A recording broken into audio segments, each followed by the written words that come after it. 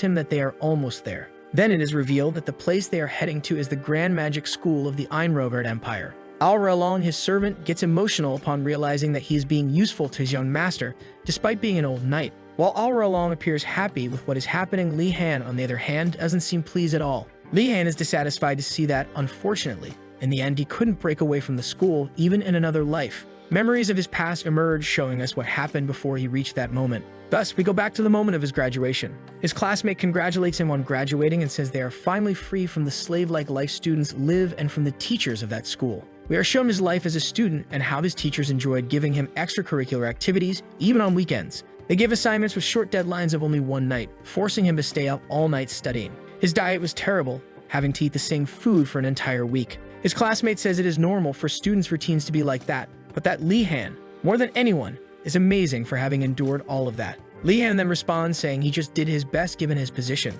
As a joke, his classmate asks if he wouldn't like to repeat school since he doesn't seem to mind. Li Han says he doesn't care about appearances and that everything he did was nothing special, and now he doesn't want to go to any other educational institution ever again. He says he wants to live only for himself, and that way he will never have to be in a place like school again. The point of view shifts to what seems to be a truck driver. This driver appears desperate because the brakes aren't working. He yells for anyone in front to get out of his way. However, the protagonist, who is in the middle of the street, didn't see the truck coming and only notices when it's right in front of him. In the end, all his effort and dedication to education didn't serve any purpose. However, his convictions could not be shaken, not even after his death. Thus, Li Han wakes up in a strange place with a child's body. He not only reincarnated, but also retained all his memories from his past life. Now called Li Han Wardamas, he is the third son of a family of great mages in the Empire. After understanding his situation, he cries with emotion. He thinks he is finally being rewarded for the hard life he had as a student, and that now he has the chance to finally have a calm and peaceful life. However, he couldn't be more mistaken.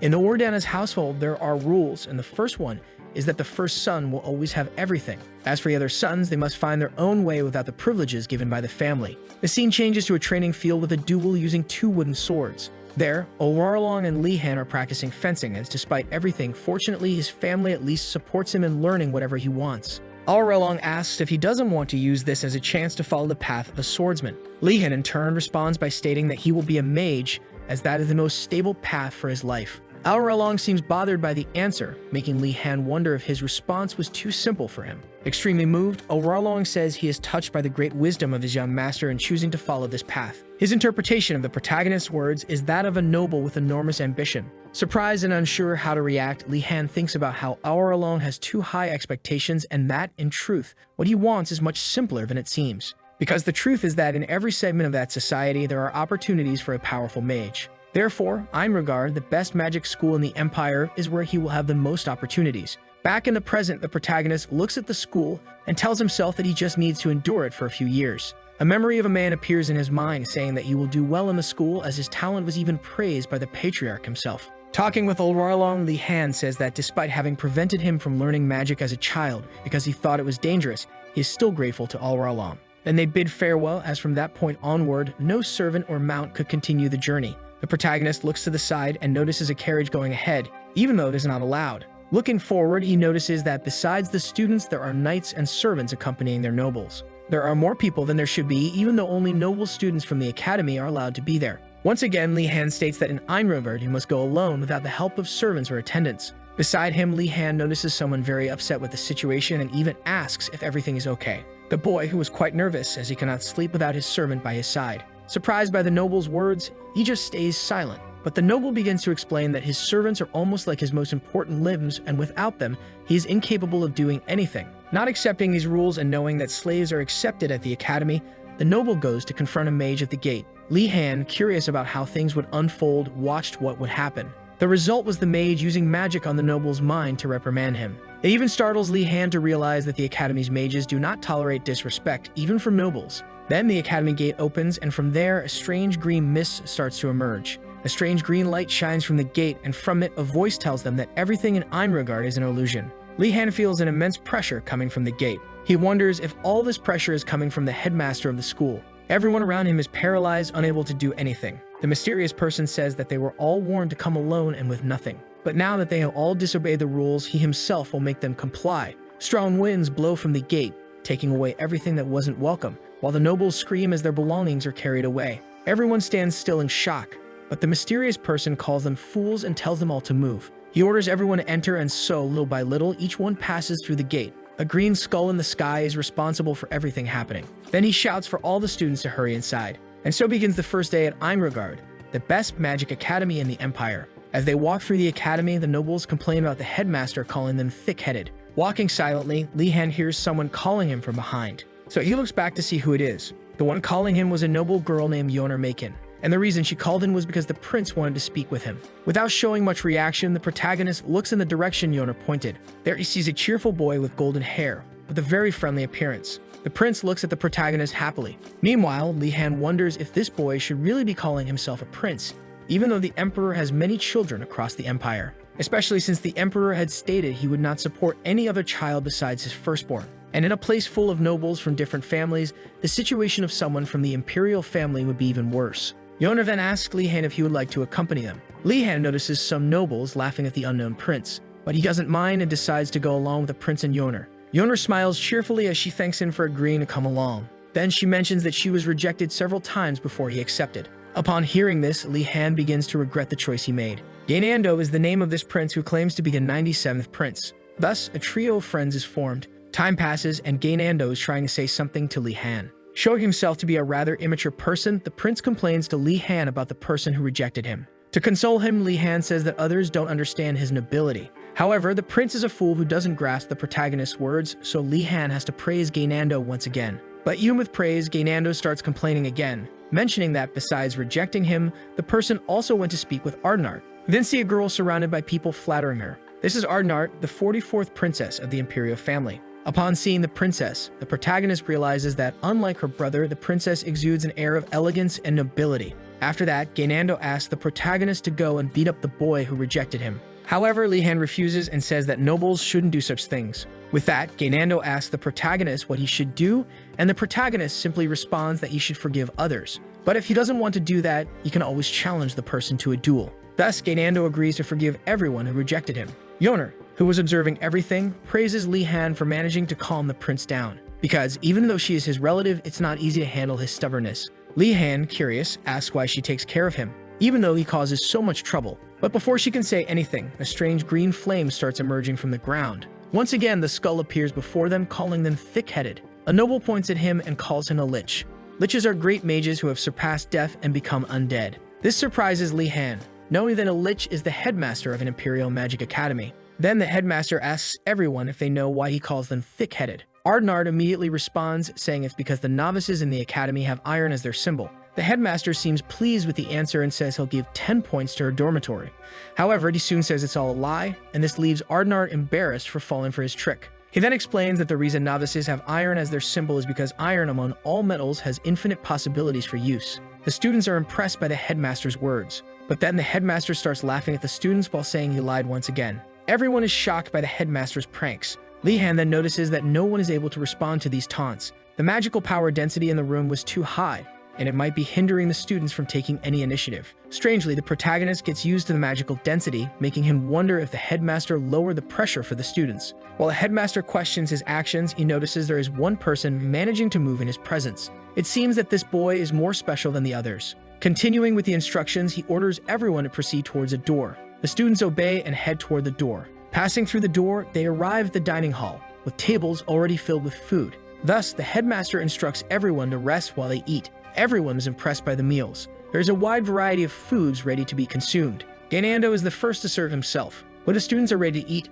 all the food disappears. Once again, the headmaster was tricking the novices. The headmaster bursts into loud laughter, amused by the novices' innocence. At that moment, the protagonist wonders if the headmaster lost much when he became a lich. Clothes and food are thrown at the students by the headmaster. Not understanding anything, the students are startled by all of this. With that, he distributes uniforms and food to everyone. All these reactions are exactly what the headmaster wanted to see. To attain the best of everything, they will have to seek everything using magic. Thus, the academy's main rule is presented. One of the students chooses to ask someone from outside for supplies, but the headmaster explains that no first-year student is allowed to leave the academy, nor ask their seniors to bring anything from outside. With everything explained, the skull mysteriously disappears from the room. Before vanishing completely, he wishes them all luck in becoming great mages. After witnessing all of that, Lihan realizes that the teachers at this school won't be any different from those he had in his past life. He even associates his laboratory professor with the same madness as this skull. Amazed by the similarity, Li Han doesn't notice Gainando calling him. Gainando complains about the treatment received from the Lich, but Li Han continues to ignore him. Those low-quality clothes and food didn't please the Prince of the Empire. As for Li Han, who wasn't even paying attention to Gainando, he concludes that this place is actually better than he expected. Hearing this, Gainando thinks about how mysterious and strange the Wardenez family is. In his view, one must be very mistreated to be happy with this kind of treatment from the school. Feeling sorry for the protagonist, Gainando even invites him to visit his home someday. Without further conversation, the two head towards the dormitories. In Einrogard, to prevent nobles from clashing with each other, the dormitories are divided according to status into 4 parts. First comes the Blue Dragon Tower for the high-ranking nobles. This is where the protagonists will stay. Next comes the Phoenix Tower for those who have dedicated themselves to the Divine Flame. It is an exclusive place for the religious members of the Empire. After that is the White Tiger Tower. This is where the families of knights who follow the path of both a knight and a mage reside. And finally, there is the all-knowing Black Turtle Tower. This is the dormitory with the most diverse group of people, ranging from slaves to low-ranking nobles. For this reason, it is the dormitory that suffers the most discrimination from others. To noble students, this dormitory holds no value. However, someone seemed strangely interested in them. That was Li Han, who believed they would make great business partners. He couldn't stop thinking about the great business opportunity that would come from befriending the people from this dormitory. A noble shouts his dissatisfaction with those people. Everyone looks in the direction of the noble. After seeing that he managed to grab everyone's attention, he arrogantly asks if he said anything wrong. The protagonist, who doesn't want to lose his future business partners, steps in to defend them. He tells the noble that there is no status difference between the students there, and that he shouldn't act so arrogantly. Since the protagonist is from the Wardenez family, his words carry weight. With that, the protagonist feels pleased, thinking he gained the respect of everyone. But things don't go as he expected, and some people seem terrified that he is from the Wardenez family. There are several rumors about the Wardenez family, including one that says the patriarch is a dragon. Such reactions even surprise him. Seeing that Yoner is nearby, he takes the opportunity to ask if these rumors match his appearance. But to her, Li Han seemed quite dignified. Gainando sees the two talking from a distance and complains about being left alone. As the two make their way to the prince, Li Han takes the opportunity to ask once again why she puts up with this prince. With a quick response, she says it's all because of his mother. The scene shifts to a large palace. These are memories from when Yoner was still a child. She is playing next to a beautiful lady, when suddenly she spills wine on the woman's dress after stumbling. The person whose dress she just stained is none other than the Empress. Seeing the terrified child, the Empress picks her up. Comforting the girl so she wouldn't be scared, she says it was just a small mistake. Extremely moved, the girl looks up at her Empress. However, the entire image is shattered as Yoner tells us that it was all an illusion from the protagonist. It's nothing but a bribe the Empress uses to make Yoner befriend Gainando.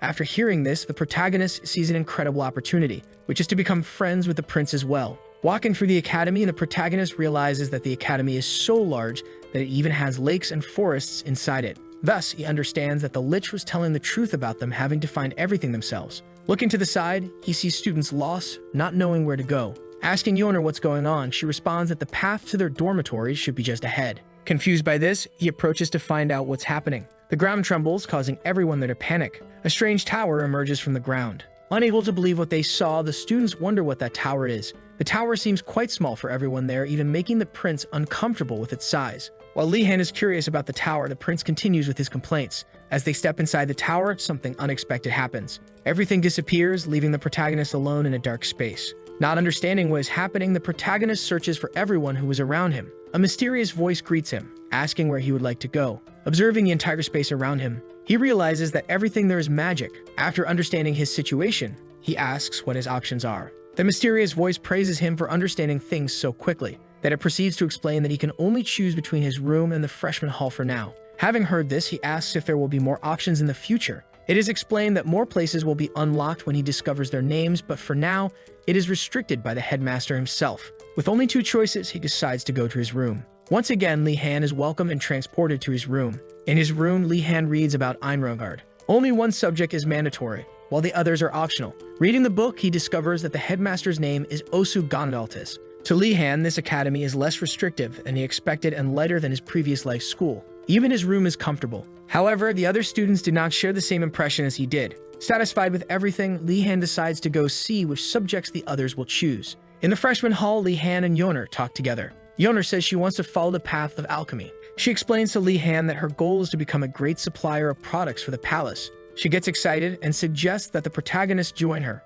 But for him, it's too difficult to establish oneself in the market, and that's not what he's looking for. Seeing that Li Han doesn't seem interested, Yoner asks which subjects he is interested in then. In his mind, all he wants is something easy and with little competition. He simply desires to become a simple civil servant for the Empire. However, he lacks the courage to tell Yoner that his desire is something so simple. In the end, he just gives vague answers. But their conversation is interrupted by the desperate prince saying that his room was invaded. The two, knowing how the prince is, don't pay much attention to his words. Even when he says his belongings were stolen, he is ignored. The day passes and Li Han is reading about the basics of magic. This is the only mandatory topic of study at the academy. As he closes the book he was reading, he notices something around him. All the students looked exhausted. With the shortage of food and the discomfort of their beds, the nobles did not have a good night's sleep. Li Han finds this situation strange because nothing bothered him. Memories of his past when he was a simple worker surface in his mind. With no breaks or rest, he even had to eat cereal bars for lunch. Even his co-worker had no choice. His co-worker would even promise a feast in the end, which was nothing more than ramen. To his misfortune, it really was ramen that he had for dinner after spending the whole day working, having eaten nothing but a cereal bar. After recalling his past, the protagonist feels glad that his situation is much better in this life. Students in front of him say they've reached the classroom. They open the classroom door absent-mindedly, not looking ahead. When they decide to look up, they're startled by what they see inside. One of the students even falls backward in shock, while the other asks if that is really a classroom. There is someone inside with a different appearance, with fangs in her mouth and blue skin. It was a troll who, for some reason, was already waiting for them all there. In this world, trolls are nothing but fierce and savage monsters. However, for some reason, right in front of them stood a troll wearing regular clothes like a person. The troll tells them to hurry in as they are in the right place. So, everyone takes their seats. With everyone silent, she introduces herself first, saying she's a half-troll and that her name is Garcia Kim. To calm the frightened students, she says there's no reason to be afraid. After all, she doesn't meet humans. But then she suddenly starts licking her lips.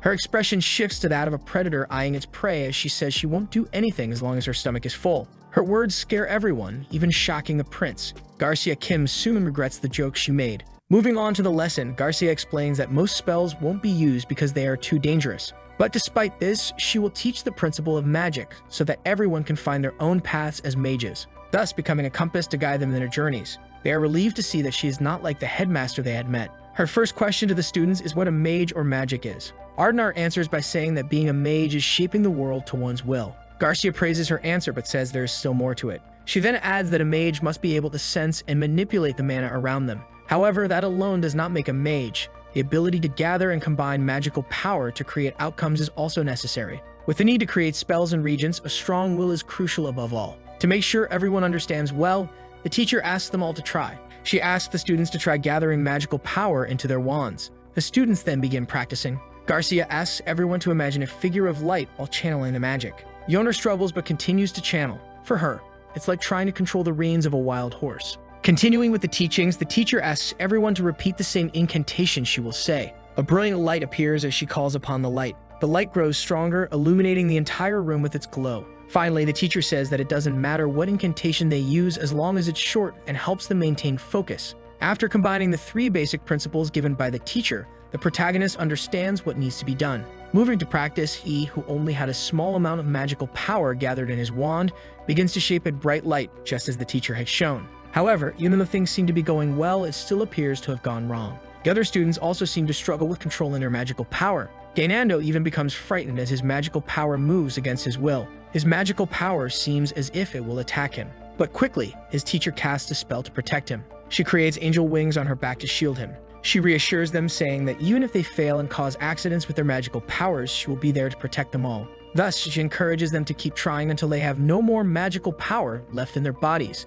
By the second attempt, a third of the students had already given up on the practice. Despite being simple, the magic that everyone is practicing takes a month to learn. However, Garcia doesn't give this information to the students, believing that they should discover it on their own. After 7 attempts, most had already given up, except for Li Han, who still seems interested in learning. He insists on continuing, even being the last one with any enthusiasm. Waiting for the teacher's response, he looks at her, seeking her approval. Stating this, the teacher wonders how he still has energy, even though it is normal for a novice with good reserves of power to give up by the 5th attempt. Then it is explained to us that the origin of mages can have various names depending on each region or belief. But despite different origins, all those who enter the path of a mage may face issues of insufficient magical power. With such a demonstration of talent, Garcia asks for Li Han's name. After Li Han introduces himself without using his family name, Garcia is pleased with the boy's attitude and asks him to come to her. With Li Han in front of her, Garcia asks him to give her his hand. Li Han simply obeys and gives her his hand. Touching Li Han's hand, Garcia begins to feel his incredible magical power.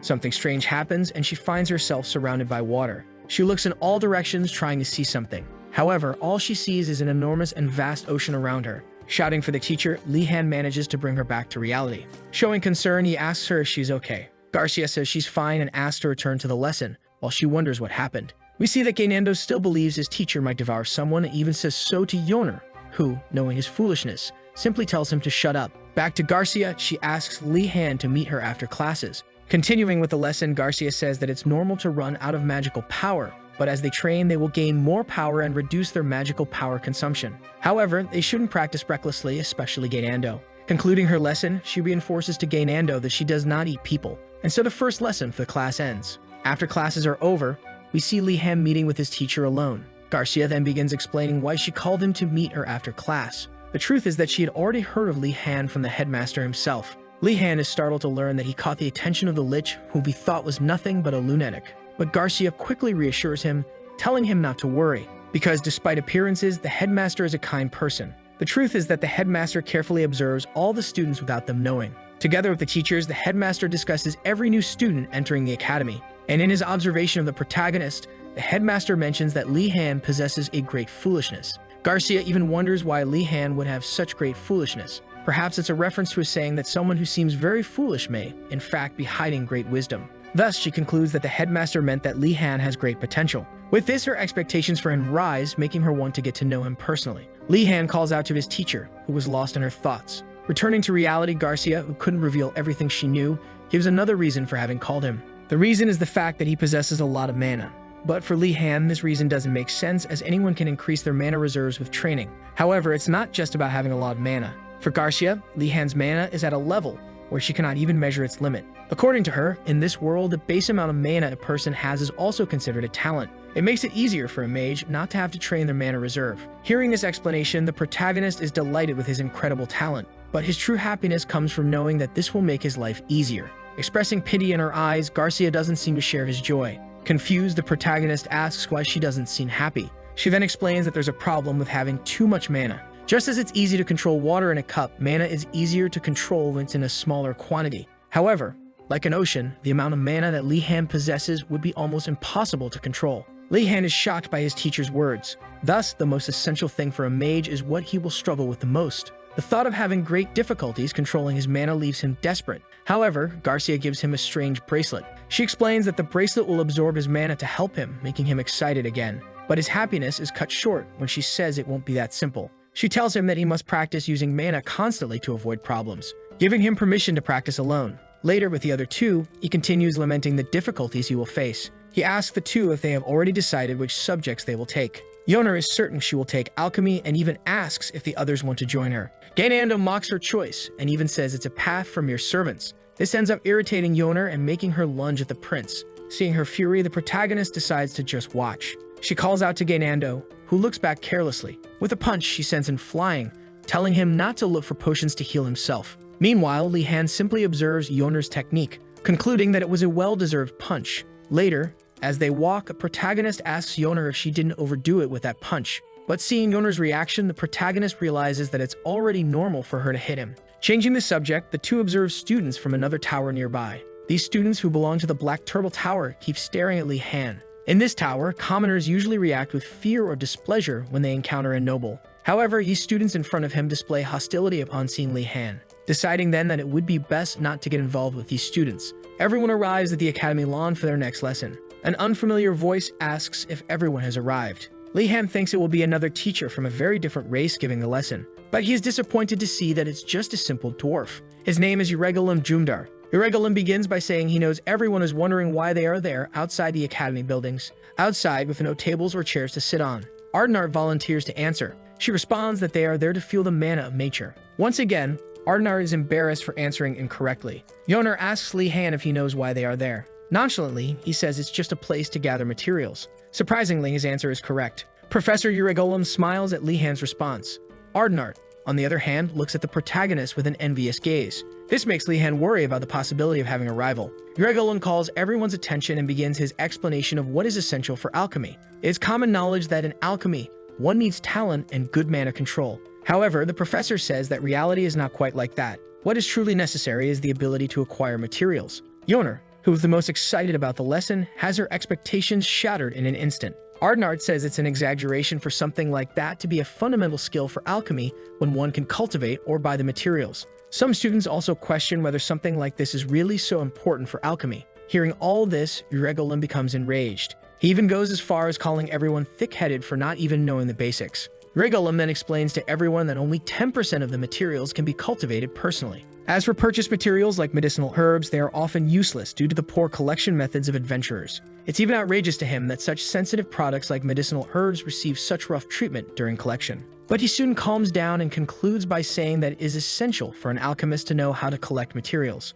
Tired of explaining, Professor Yuregolum makes papers appear in his students' hands. On this paper, there is a drawing of the material that everyone must collect. Thus begin the practical alchemy lessons. Li Han, together with Yoner, discusses the herb they need to collect. However, Li Han is quite bothered by the fact that they have to search for these herbs in that forest, which looks very dangerous. Seeing that it would be risky to stay in pairs, Yoner suggests finding someone else to join them in their search. And since they wanted someone from the same tower as them, the protagonist suggests inviting Princess Ardenart. Yoner doubts that she would want to join them, but Li Han believes that since everyone wants the same thing, they could unite. Unfortunately, it's too late for that. All the nobles have already formed teams without them noticing. Even the students from the Black Turtle Tower, who have been avoiding the protagonist, have joined her. This even makes Li Han a bit envious. But unlike him, Princess Ardenart is known for her intelligence and talent, making her a celebrity outside the academy. The total opposite of Gaynando, who has no fame as a prince. Now there are no nobles left for them to team up with, so their only option is the students from the Black Turtle Tower.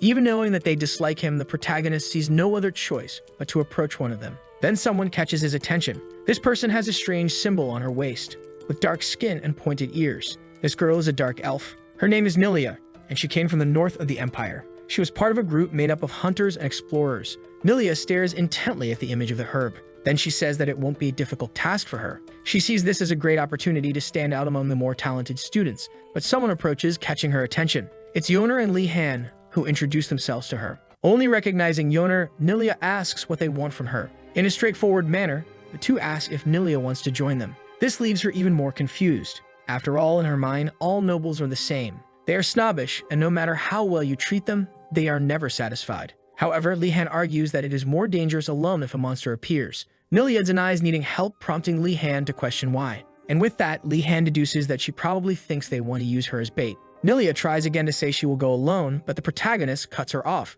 He argues that she doesn't know the dangers of that forest, and even if she finds the herb, she won't be able to transport it alone. He concludes by saying it would be foolish to do something like that, which leaves her even more embarrassed. He continues to tease her, making her finally give in. Yoner, seeing all that manipulation, wonders what the Wardena's family teaches its children. So they head into the forest in search of the herb they need. Nilia takes the lead, jumping from branch to branch, while the other two watch from behind. Yoner is impressed by her hunting skills, while Li Han comments that her muscles are well developed and her hands look like those of someone who frequently uses a bow and arrow. Nilia, hearing all of this, feels uncomfortable. She then looks at the protagonist with a certain strangeness in her eyes. To her, Li Han has an odd aura, as if he can tell what others are thinking. But her thoughts are interrupted when he says that he only knows she's a hunter because she has the Shadow Patrol symbol on her waist. The two realize she was listening to their conversation, and so they ask her to wait for them so they can go together. Nilia pretends to be difficult and denies needing them. Li Han argues that only Yoner could identify the herb since she already has experience with the plant. Becoming increasingly annoyed with Li Han, Nilia asks what his role in the group would be since she is the guide and Yoner is the one who will identify the herb. Knowing that Nilia wouldn't be happy to hear that he just wants to tag along, Li Han gives the excuse that he is there to protect them. Nilia, observing his physique, deduces that Li Han comes from a knight family and then asks why he is in the Blue Tower if he is from a knight family. But Li Han responds by saying he is from the Wardena's family. Like everyone else, Nilia reacts with shock upon learning this. She even shouts out the name Wardena's in astonishment. Her reaction is that of someone who has just heard the name of a terrifying monster, making even Li Han worried about what kind of rumors exist about his family. Yoner then explains that among noble families, the Wardenas are the ones with the most bizarre rumors circulating about them. This makes Li Han curious to know what these rumors are. There are many rumors, and some of them claim that the Patriarch is a dragon who, during the Undead Fury incident, burned all the undead with his flames. Others say that the family has contracts with ancestral spirits, which is why they possess great talent for magic, but at the cost of losing their emotions. There is even one that says the family is ruthless because once a mage from the Wardenaz family annihilated a city during a rebellion. After hearing all this, Li-Han finally understands why everyone looks at him as if they were seeing a monster. Even so, Li-Han questions why only his family has these rumors despite there being many mages from different families who are involved in major incidents. Nilia, who had been watching him the entire time, changes her impression of him. She finally sees him as a normal person and not as a heartless monster. Then she tells him to stop crying over these rumors and to get back to searching for the herb. The search continues with Yoner and Li-Han on the ground, while Nilia moves through the treetops, swinging from vine to vine like Tarzan. Nilia spots something that catches her attention. She then approaches the other two to inform them. Afterward, she asks them to see what she found. It was the shallow footprints of something large. She becomes curious about what it could be. But Yoner, despite trying to be polite, doesn't seem interested at all. Seeing this reaction, Nilia feels strange being the only one who likes these things. However, Li-Han also appears interested in knowing what it is. This surprises Nilia, making her quite happy. She then asks Li-Han if he really found it interesting, and he quickly responds, asking why it wouldn't be interesting to him. To her, it's very strange for someone from a noble family to be fascinated by wildlife. Feeling increasingly embarrassed, Nilia ends the conversation, telling them to always be cautious when encountering something like that. And specifically in that forest, it's hard to know what resides there. After all, there are various rumors that different types of monsters inhabit the Academy's forest. Since Einrogerd is covered in mana, monsters are always present there. Even artificially created monsters can be found. From this point, they decide to change their route and follow the footprints to reduce the chances of a monster ambush. Li-Han then asks Nilia to teach him how to walk in the forest. Nilia doubts that Li-Han will be able to learn, but he insists, saying he will do his best. Seeing his persistence, Nilia turns around to speak. With a smile on her face, she challenges him to see how far he can go. So they set off again in search of the herb. The three walk through the forest until they finally find the herb. However, to their misfortune, there are only 2 herbs in that location. Yoner suggests going elsewhere to look for more, but the other 2 remain silent, staring behind her. When Yoner decides to look as well, she's immediately startled. A creature is approaching them. It's a giant boar coming their way. The boar stares at them fiercely. Li-Han warns them that this is no ordinary boar. The boar assumes an attack stance toward them. Without weapons, Li-Han draws his magic wand to use as a weapon. In this world, a wand can have its size modified whenever the user wants, and so Li-Han transforms it into a spear. Nilia is impressed and remembers the family he comes from. Wardenaz, the family of great mages who most likely learn magic even before going to school. Feeling confident, Li-Han prepares to face the creature. But Nilia tells him that if it doesn't work, he should run because she will distract the creature so the other 2 can escape. Yoner and Li-Han are moved by Nilia's selflessness, but she, embarrassed, responds that she is the only one capable of doing it among them. Li-Han thanks her and the boar charges furiously in his direction. To Nilia, it looks like Li-Han is about to use some magic to defeat the boar. Gripping his spear wand tightly, Li-Han prepares himself. Then we flash back to when Li-Han was 10 years old, being taught the importance of using various types of weapons to handle different situations. For only in this way can a person go through the process of enlightenment and become capable of infusing mana into their weapon, thereby creating an aura. However, only a few managed to reach that level. Li-Han, who was receiving all this training about aura, didn't see the point in learning how to use it, as he only wanted to become a mage. He told Arlalong that there was no reason for him to train his body. But Arlalong completely misunderstood Li-Han's words. This misunderstanding only motivated him further to train Li-Han to become an aura user. Back in the present, we see Li-Han charging forward. With his wand spear, he thrusts it into the boar's mouth. The other 2 are startled by his unexpected action. The boar writhes in pain, and then falls to the ground dead. The 2 are even more shocked by what they just witnessed. They expected him to use magic to kill the boar, not to simply use his wand as a melee weapon. Although it may not seem so, the wand is extremely durable and can be used in physical battles. However, it shouldn't have been possible to kill a boar that had turned into a monster with it alone. The only reason the protagonist was able to kill the boar was that he unconsciously used mana in that attack. Out of pure survival instinct, Li-Han used something akin to an aura. After this, they check to ensure the boar is truly dead. Confirming the creature's death, Nilia takes the wand out of the boar's mouth and hands it back to Li-Han. Yoner is still on the ground, recovering from the shock as she wonders if it's normal for a class to be this dangerous. Then the 3 hear screams coming from a distance. They immediately assume that other students are facing the same situation they just did. The 3 headed toward the source of the screams. Upon arriving, Nilia is the first to assess the situation. Below the cliff where they are standing, there are students facing the same challenge they did. Since there are several students together, the protagonist suggests they simply observe the situation. Down below, one student decides to confront the creature. This student is Ashen Dalkard. Yoner is the first to recognize his identity. Dalkard is a very famous aristocratic family. almost like the prime ministers of the empire. Because of this, Li Han believes he might be able to handle a boar. Standing in front of the princess as her knight, he appears confident to face the boar. He then shouts at the boar, declaring he will be able to predict all its movements. The boar charges at Ashan as he dodges to the side. Seeing an opportunity, Ashan strikes the boar. The blow is ineffective, causing only a slight wound and making the boar even angrier. The boar then delivers a powerful kick, sending Ashan flying. It then turns its gaze toward the other students, but someone steps forward to protect them. It's the princess, who takes the lead to defend everyone. Nilia is impressed by the princess's courage, while Yoner asks if Li Han will do anything. Li Han remains silent, just observing. The boar slowly advances toward the princess. Ardenart begins to think about what to do. With her wand in hand, she prepares to face the boar. However, before she can act, the boar is attacked from behind. Confused, she looks at the scene, not understanding. The boar then collapses, unconscious. Behind it is Li Han, grateful that he wasn't noticed before his attack. With Nilia by his side, she explains that this is the main reason for approaching an enemy against the wind. Ardenart watches him and recognizes him once again. She formally thanks him, and Li Han responds in the same manner. Nilia observes their conversation and asks Yoner why they are being so formal with each other, even though they are students of the same year. Ardenart promises to repay him for his help, and Li Han immediately asks for a favor. Asking him to state his request, Ardenart feels nervous about what he might ask. Li Han then requests that she tell him which classes would give him the easiest path to good results at the school. Hearing this, Ardenart feels a great disappointment in Li Han. She can't believe that a Wardenaz would seek the easy way out, and she assumes that Li Han is just trying to provoke her. But Li Han, with an innocent smile, continues to ask if she knows the easiest method. However, someone shouts from the forest, claiming to have the answers to his questions. This makes Li Han extremely nervous, as if he already knows what is coming next. It feels as if he has been in a similar situation in his past life. An uncomfortable, but very familiar feeling takes hold of him. Behind him, someone calls out his surname. It's his professor, who responds to Li Han's question, saying that the alchemy class is where he will find the ease he's looking for. Seeing an incredible resemblance between the alchemy professor and his past life teachers, Li Han is shocked. However, he quickly calms down, saying that he already knows how to handle such situations. With a fake smile on his face, he replies, saying that something like this is only possible with passion and love. Urigelum says he was expecting this answer. Therefore, he will help him find his passion and love. The other students and even Ardenart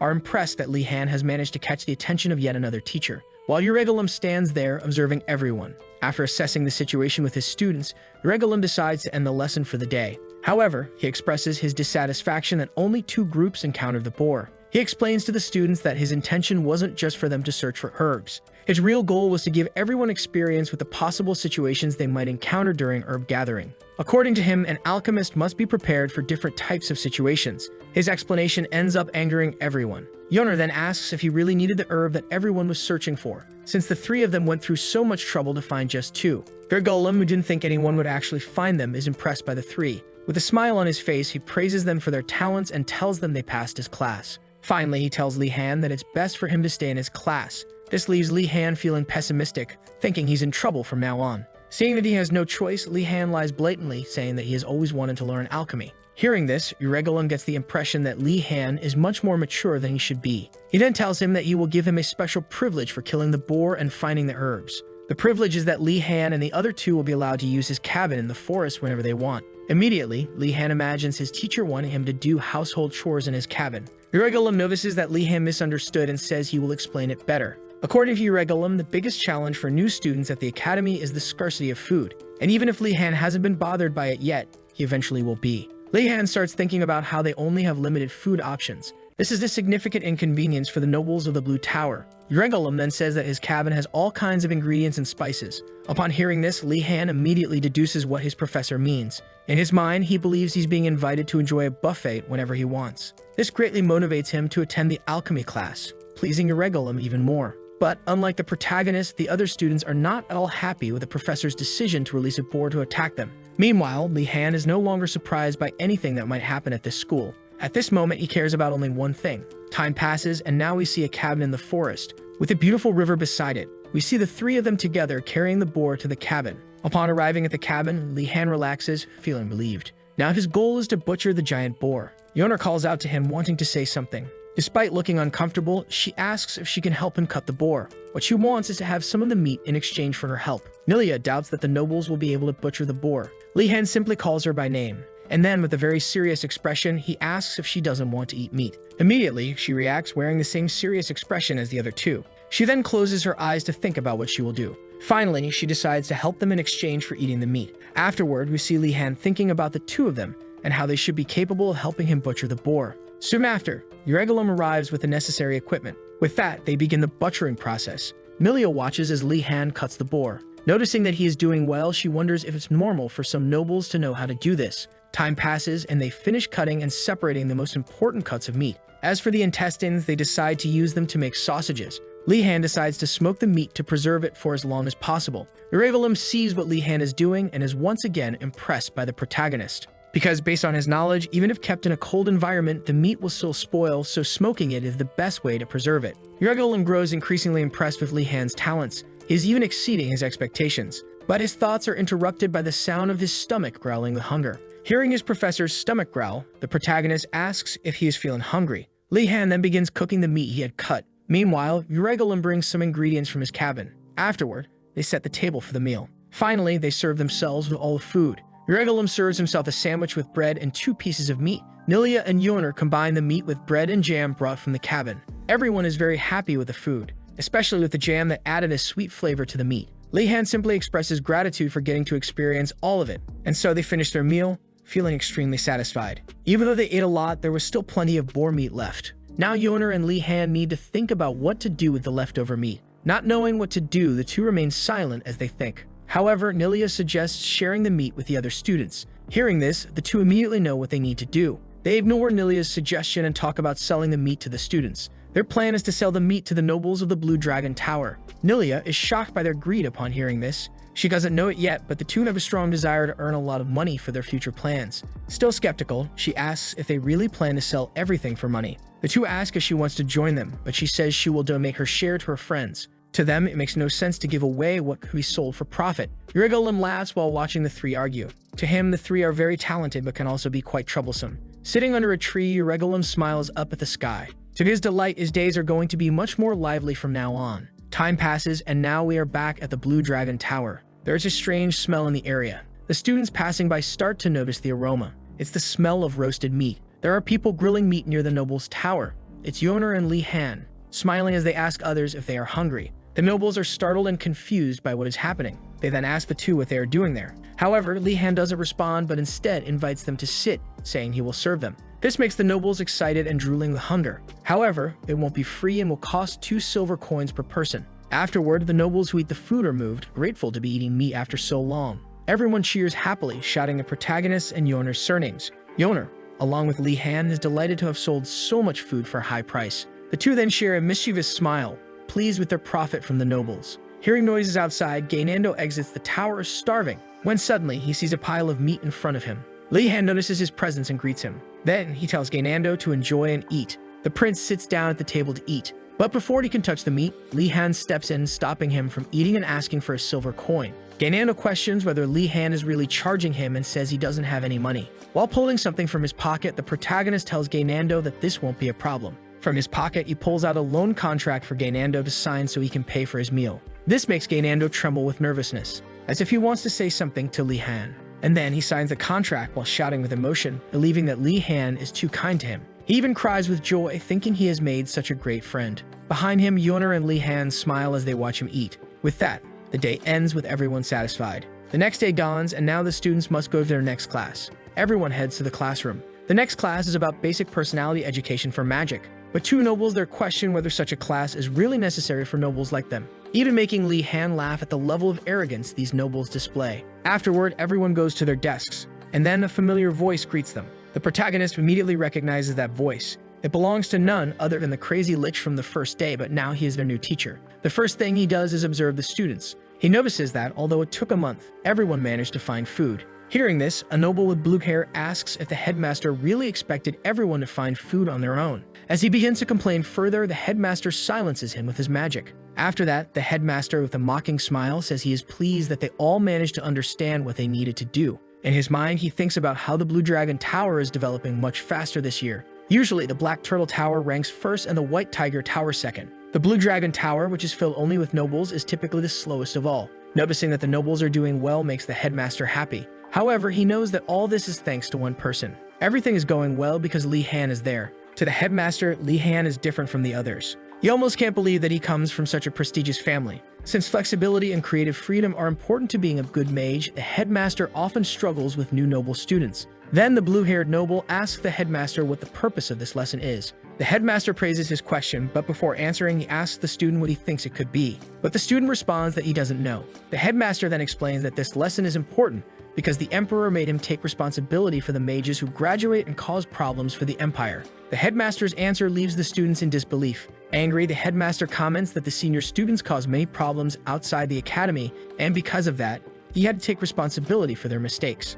In a furious and threatening tone, the headmaster asks if the students understand the importance of the lesson. Continuing his talk, he says that no mage is different and all can cause problems in the future. And so he instructs all the students to read the same page from the book together. He makes everyone read aloud about not harming others. Still unsatisfied, he tells them to speak louder. Everyone then shouts together about not harming others. Their shouts are even heard outside the school. With that, the headmaster concludes by saying he hopes they have all become kinder after this exercise. Now he asks for 2 students to assist him in the next exercise if all the students avoid eye contact. Seeing the students' behavior, Li Han considers volunteering. The headmaster, however, threatens them, saying that everyone will suffer more if no one volunteers. Li Han then takes the initiative, thinking that this might bring him some benefits. The headmaster reacts with a slight tone of surprise, and with a malicious smile on his face, he seems pleased that the protagonist volunteered. With a fake smile, the protagonist says it is an honor for him to help his teacher. But the headmaster sees through his falseness and says he hates hearing lies. However, he forgives him for being a person of action. Gainando, who is beside him, asks if he's crazy for wanting to help the headmaster, because no one knows what might happen when getting involved with the headmaster. Another student approaches and tells Gainando that the protagonist is actually sacrificing himself for the others. Without a second thought, the prince naively believes his words. Then Gainando considers going along with his dear friend, but he's so scared that he can't even stand up. However, Ashen Dalkert takes the initiative and volunteers to help the headmaster. The headmaster immediately recognizes him and his family. Li Han looks at Ashen and wonders if he had the same idea of gaining benefits from the headmaster. Ashen then adjusts his glasses as if trying to look cool. Turning back, he tells Li Han that he's now going to repay him for the help in the alchemy class. But Li Han says it's not necessary, to which Ashen replies that for the Dalkerts, every debt must be paid. Suddenly, the headmaster interrupts the conversation, commenting that he needs their help immediately. He then begins to give them their task while using magic to float some papers to the 2. Their task is to copy all the safety rules for the next class. Time passes, and it is now evening. Repeatedly, we hear someone saying they will not forgive him.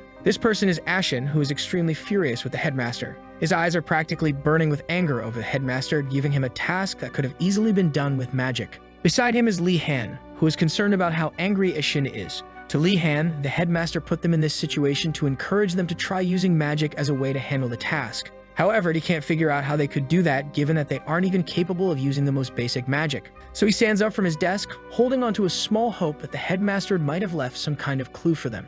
Ashen notices the protagonist going to the headmaster's desk and asks what he is doing. Li Han responds, saying that he's going to check the headmaster's desk for any hint or help. Besides, no one said it was wrong, so it couldn't be considered stealing. At first, Ashen is left speechless by his response. Then he concludes that in certain situations, stealing isn't wrong. So the 2 of them start searching through the headmaster's things. Li Han is the first to find something unusual. There is a drawer emanating a strange green glow. He calls Ashen over, saying he felt mana coming from it. The 2 of them stare at the drawer, appearing hesitant. But then Ashen takes the initiative and pulls it open. When the drawer is opened, a skull resembling the headmaster's pops out, startling them both immediately. Li Han identifies it as illusion magic. The illusion then begins to speak to them as if it already knew what they were trying to do. But before giving any answers, the illusion mocks them, saying it would be pathetic if they couldn't figure out what they needed to do. After the mockery, the illusion gives them the first basic control magic circle. Then it disappears. Ashen's body trembles as he realizes the headmaster's intentions.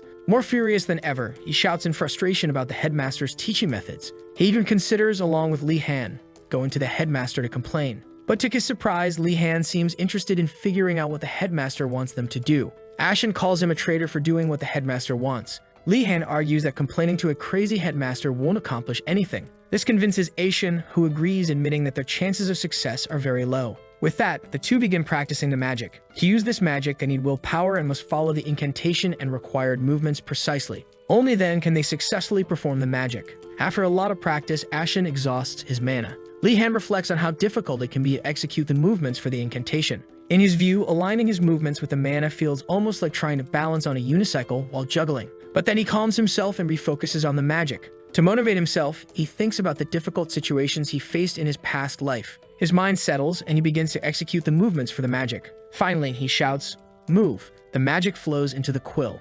The quill begins to move. Then the quill starts to fly in front of him. This makes him happy with the result, and Shan is once again surprised by him. Now he tries to make the quill move to right, but it goes wrong and the quill flies rapidly toward the window, breaking it. Not understanding, Li Han is startled by what happened. The quill flew with such force that it only stopped when it hit a tree. Time passes, and now Li Han has two problems with this magic. To succeed with this spell, you not only need to complete the incantation, but also need to keep channeling this spell. Fortunately, channeling the spell is not too difficult for him. So the protagonist tries again. He stays focused and slowly, he manages to control the quill. But suddenly, the headmaster appears in the room, saying he will finish the work using his magic. This distraction causes Li Han to lose control of the quill again. The quill starts flying uncontrollably around the room, until it heads straight for the headmaster. It hits him squarely on the head. Li Han is horrified, realizing he just attacked the headmaster. On the other hand, Ashen thinks what Li Han did is really cool. When the perspective shifts to the headmaster, we see that the quill crumpled upon touching him. The headmaster, seeing all of this, praises Li Han for once again exceeding his expectations. In the end, the headmaster didn't even mind what happened. Seeing that the headmaster is in a good mood, Li Han takes the opportunity to ask him for some tips on object control. Hearing this, the headmaster realizes that the protagonist, despite completing the spell, is still struggling with object control. Then he asserts that it is normal for all students to have this difficulty, and upon hearing this, the protagonist feels relieved, thinking it isn't a problem caused by his mana. But then, the headmaster immediately says it was all a lie and that executing the spell is the hard part. He further adds that object control is only difficult for special people, and if Li Han wants to fix it, he will have to figure it out on his own. Extremely irritated by the response, Li Han thanks him with a forced smile. However, this attitude annoys the headmaster, making him feel awkward about his mockery of the protagonist. He states that if it had been the other boy, he would have had much more fun. He then envelops the two with his magic while telling Li Han that his knowledge of magic will grow as he uses it. He finishes by telling them both to go eat, teleporting Li Han to the cafeteria. Li Han is startled by the teleportation, but he quickly recovers, landing in a stylish pose. As he gets up, the protagonist complains that the headmaster never used this when they actually needed it, but did so now to send them away. Only when he looks around does Li Han realize that he is the only one who was sent there. Looking around, there is no one else but him. He then heads to the table to eat bread with rice again. However, he has a little bit of meat stored with him. While he's eating, a strange figure approaches from behind. It's Princess Ardnart, who greets him. This surprises Li Han as he didn't expect to find the princess there. Politely, he stands up and asks what brings the princess here. She then hands him a paper with the information Li Han had requested earlier. This makes Li Han grateful and he thanks her politely. When he opens the paper, something catches his attention. What she handed him were the details of popular courses, not easy ones for earning high grades. To his surprise, even the alchemy course was listed as one of the popular courses. He explains to the princess that he is looking for courses that make it easy to get high grades. This leaves her confused, not understanding what he means. So he starts explaining that popular courses are actually the most difficult because they are competitive, and that's not what he wants. After this explanation, she finally understands what he's after. To her dismay, a member of the Wardenaz family is seeking shortcuts within the school. She realizes that her impression of him was entirely wrong. Suddenly, she reaches into her pocket. From her pocket, she pulls out exactly what Li Han wanted. Li Han's expression changes completely to that of someone who has just received a great treasure. On the paper are 3 courses. The first is basic swordsmanship, which is rarely attended in a school of magic. The second is basic magical combat, which doesn't attract students since most are interested in magic for research, not combat. But none of this matters to the protagonist, who only wants to make his life easier. With a look of disappointment, the princess walks away after being thanked by Li Han. Another day passes. As he walks, the protagonist laments that his friends refused to join him in the unpopular classes. The first to decline was Gaynando, who saw no reason to take those classes. Then Yona refused with some excuse. Lastly, Ashen was outraged by the protagonist's choices. Despite everything, the protagonist accepts their rejection, knowing that those classes are unpredictable. But he knows for a fact that teachers are usually harsh and don't care what you do after their classes, often assigning very exhausting work. Therefore, he needs a subject where he doesn't have to worry about the lessons. He approaches the classroom and notices something. Curiously, the basic magical combat class is held in the academy's basement. An eerie feeling that something is off about that place lingers over the protagonist. In the Empire, there is a saying that one should never enter the magical tower recklessly, as you can become part of children's stories about kids who were trapped for a week inside the tower. As a child, the protagonist read these stories but thought they were exaggerated. Arlong then confirmed, saying that the stories were indeed exaggerated and that, in reality, one wouldn't survive in such a situation. This scared Li Han as a child. Einregard is, above all others, the most terrifying tower. For this reason, no student has ever explored the academy, even though they're very curious. Despite being afraid, the protagonist tries to convince himself to enter the room. Then suddenly, the headmaster appears beside him, asking if he plans to enter the first level of the academy basement. The protagonist is startled by the headmaster's sudden appearance, but he regains his composure, seeing this as an opportunity. He then greets the headmaster politely. After that, he asks if the headmaster could tell him anything before he enters the basement. The headmaster responds that he has nothing to say, but adds that he will place a flower on Li-Han's grave if his body is ever found. Filled with anger, the protagonist curses the headmaster in his mind, but continues to maintain a fake smile on his face. This is the attitude the academy expects from its graduates. State no other choice, the protagonist decides to venture into the basement. As he walks through the basement, the protagonist notices that everything seems quite normal. However, the door to his classroom looks extremely intimidating. A person passes by him. It's a student who appears to be there for the class as well. Seeing this, the protagonist feels relieved that he is not the only one attending this class. But, unfortunately for him, the students there had only taken a wrong turn. As they head back the way they came, the students doubt if anyone would be crazy enough to be there willingly. Feeling foolish, the protagonist decides to open the door. When he enters the room, he sees that there are 3 other students besides him. An elf stands next to a human and an animalistic girl. However, he hears the elf mention that he thinks he's in the wrong class. As he heads to his desk, the protagonist notices that there is an orb on each desk.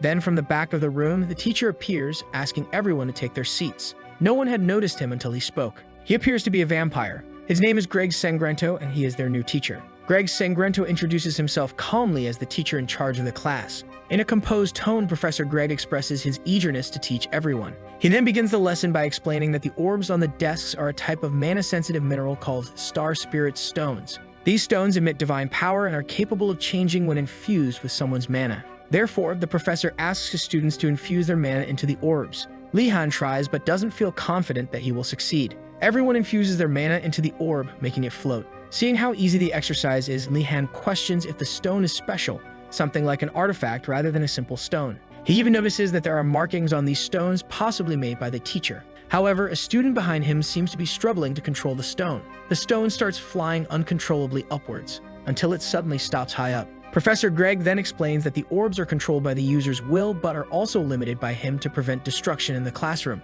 The student sighs in relief after hearing this. However, the orb flies toward him and punches him in the stomach. Afterward, Greg explains that the orbs are not restricted from causing harm. He even warns them to be careful not to destroy the orbs. Then he instructs everyone to make the orbs float again. He asks them to move the orbs in a circle. Even Li-Han is finding it difficult to move the orb. One student manages to draw a circle and excitedly tells the professor. But Greg shows no reaction and merely tells the student to do it again. Disheartened, the student is immediately deflated by the professor's response. He wonders if the entire lesson will just be them making an orb move. Li-Han then asks if they will stop drawing circles at some point. In a short and direct manner, the professor replies that they will stop only when they perform the exercise correctly. Hearing this, 2 dissatisfied students ask if they can go to the bathroom, and the professor allows them. Thus, they skip class with the excuse of going to the bathroom. The other student present sees them leaving and says she wants to leave as well. However, her face doesn't look good at all, and then she faints and falls to the floor. To Li-Han, she's just acting to get out of class, and he even praises her performance. He approaches her and calls her to find out what happened. To his surprise, she wasn't acting. She was actually feeling unwell due to the use of magic. Realizing the problem, Li-Han informs his teacher about what was happening. Greg doesn't even pay attention and just asks Li-Han to tell her that she should go back to creating circles as soon as she recovers. Staying his teacher's coldness, the protagonist realizes that most likely he will be the only one left in this class. Time passes and Li-Han is still trying to make circles with the orb. So he asks how the grading system works in that class. Greg replies that regardless of the number of students, he will give points based on ranking. This brief answer is enough for Li-Han. For him, it's great that it's like this, because with that, he will be able to have a good overall score and graduate with excellent grades. Now, even these repetitive tasks are enjoyable for him. While Greg observes the protagonist's enthusiasm, it is a surprise for him to see a student remaining in his class. Every year, new students appear, but most always quit the classes after the first day, like in the previous year when no one was left to attend his classes. Despite this, Professor Greg doesn't mind as his contract only states that he should take care of the class. Thus, he would just stay in his room waiting for time to pass. That is, until Li-Han decided to join his class. Now he will have to teach a strange noble who is quite different from the common nobles who pass through his class. A noble who exudes a maturity he had never seen in any other student. To Greg, that boy was special, even though he didn't have much information about him. Seeing Li-Han's potential makes Greg hope that the protagonist continues in his class. Now, for the first time, he will be able to continue his lessons without having to stop due to a lack of students. We then switch to the break room. There, the protagonist is talking with his friends. In a very excited manner, the protagonist invites his friends to join him in his new class. But Yoner shows no interest, while Gainando says he needs to know more to want to attend those classes. Li-Han explains that their job is just to put mana into a crystal ball and move it to form a circle, not needing to do anything beyond that. Hearing this, Yoner and Gain lose all the interest they might have had. To them, that teacher is nothing but a fraud. But Li-Han says that it doesn't matter because everyone will get good grades easily. The two are shocked by the protagonist's words. Yoner sees the protagonist as someone who only thinks about taking the easy way in life.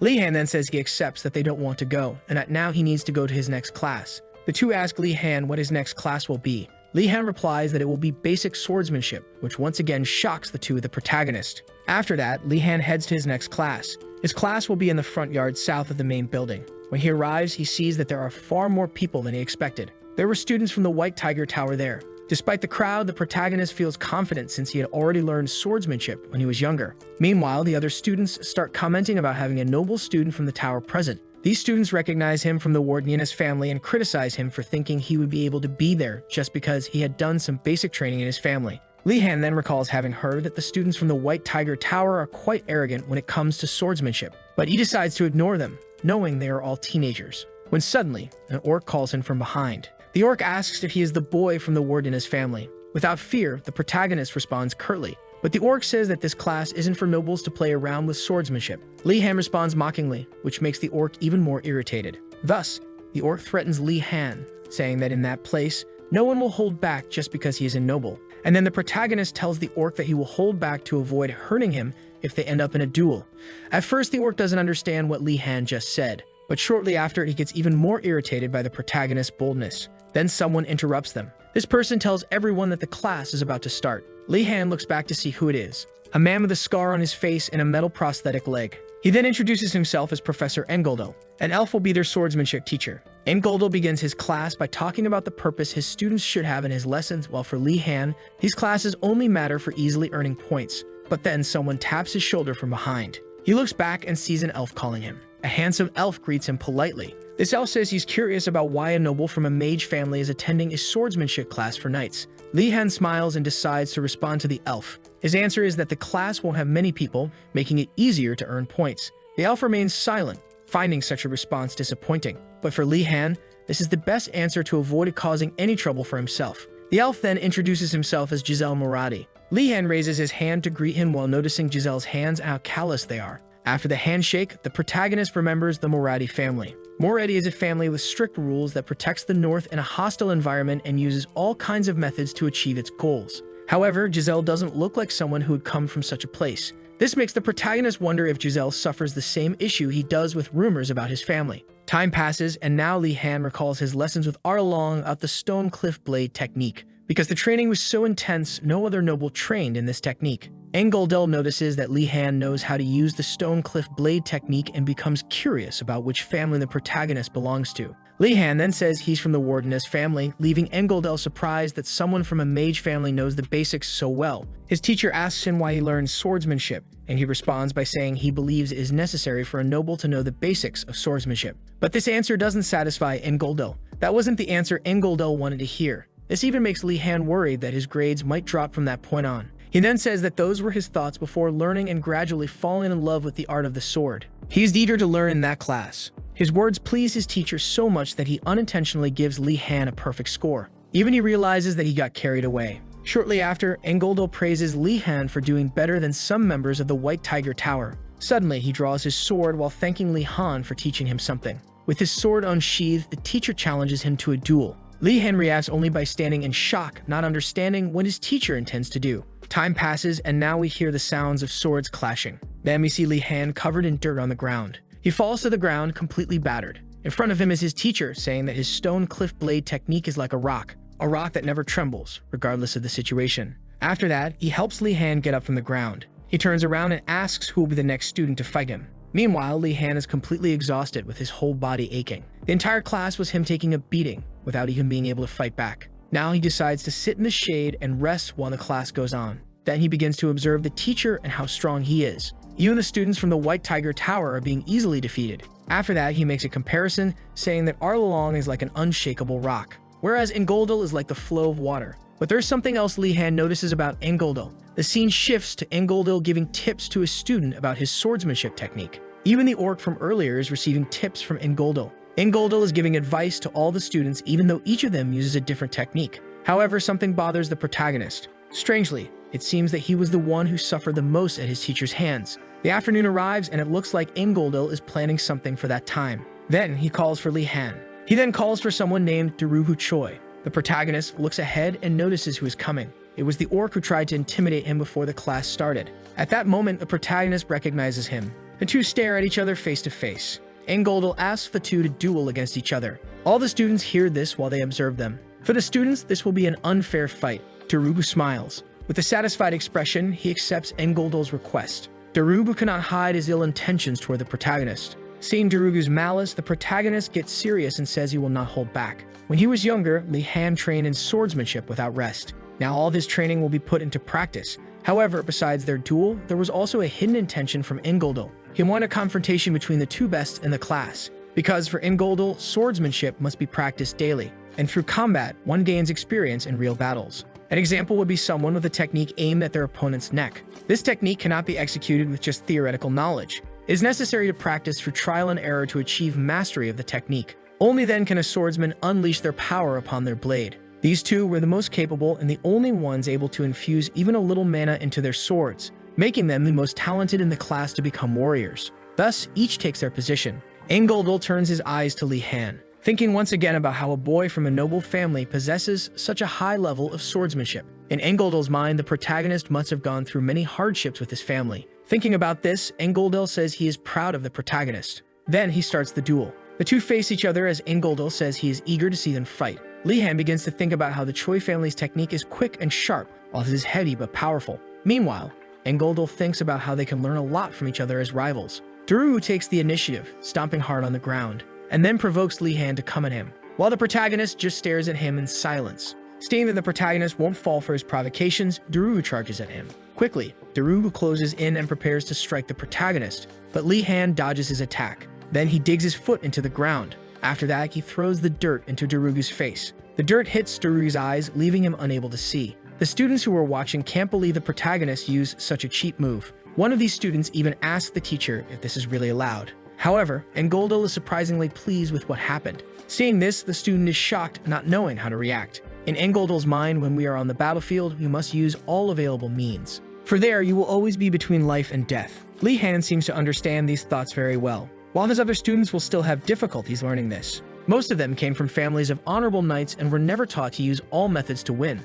So if the protagonist advances to attack Darugu, while he is still struggling with his vision, Darugu, having difficulty seeing, tries to react. He uses his sword to defend himself from the protagonist's attack. With difficulty, he manages to defend but regrets underestimating the protagonist. Li Han sees that Darugu hasn't fully recovered and decides to take advantage of this. He launches a series of strikes with his sword, not giving Darugu time to recover. Since he recognizes that Darugu is very skilled based on what he observed during practice with the teacher, the protagonist won't let Darugu have time to act. So he steps on Darugu's foot and continues launching multiple attacks at him. Darugu finds himself in a very bad situation, but suddenly, he puts his hand on the ground, and then throws himself to the ground, rolling away from the protagonist. Li Han is startled by Darugu moving away, while Darugu tries to recover. All this makes Engoldil even more excited about the fight. As he stands up, Darugu thinks about the humiliation he is facing. This irritates him, making him charge furiously at the protagonist. Once again, his sword reaches for Li Han's head. The attack misses, but he prepares to launch another attack immediately afterward.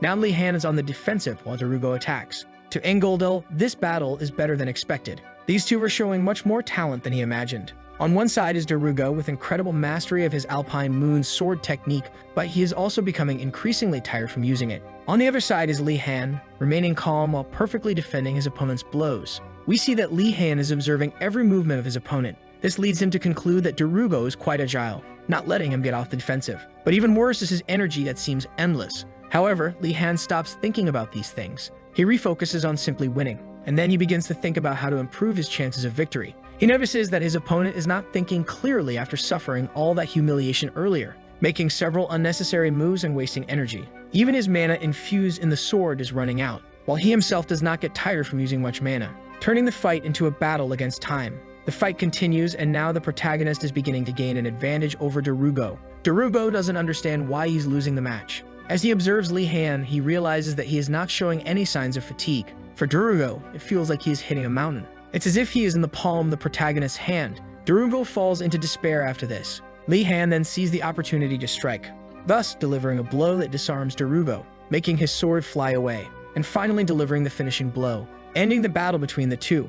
Darugo, exhausted, looks fearfully at Li Han's sword, while Li Han, also tired, stares at him. Angoldel appears beside them and ends the fight, but he asks the two to step away from each other. Angoldel looks at Darugo while expressing his regret, because he had the perfect conditions to win, but he faltered, since he is still young and doesn't know how to handle pressure. Unlike the protagonist, who seems very experienced, and still exudes the aura of a great noble. The teacher then begins to lecture about the battle between the two. He says that the winner must be humble, while the loser must recognize their mistakes and use them to grow. Then he asks the two to show respect to each other as they bow to one another. However, Li Han doubts that Darugo will truly be able to do such a thing. To his surprise, Darugo extends his hand. He thanks him for the fight and apologizes for his actions at the beginning of the class. And finally, he says that the protagonist indeed deserves to be in that class. This surprises Li Han, making him realize he was wrong to think that Darugo would attack him off guard. Li Han then shakes his hand, saying he understands why he said those things at the start of the class. Applause is given by the teacher upon seeing the two making peace.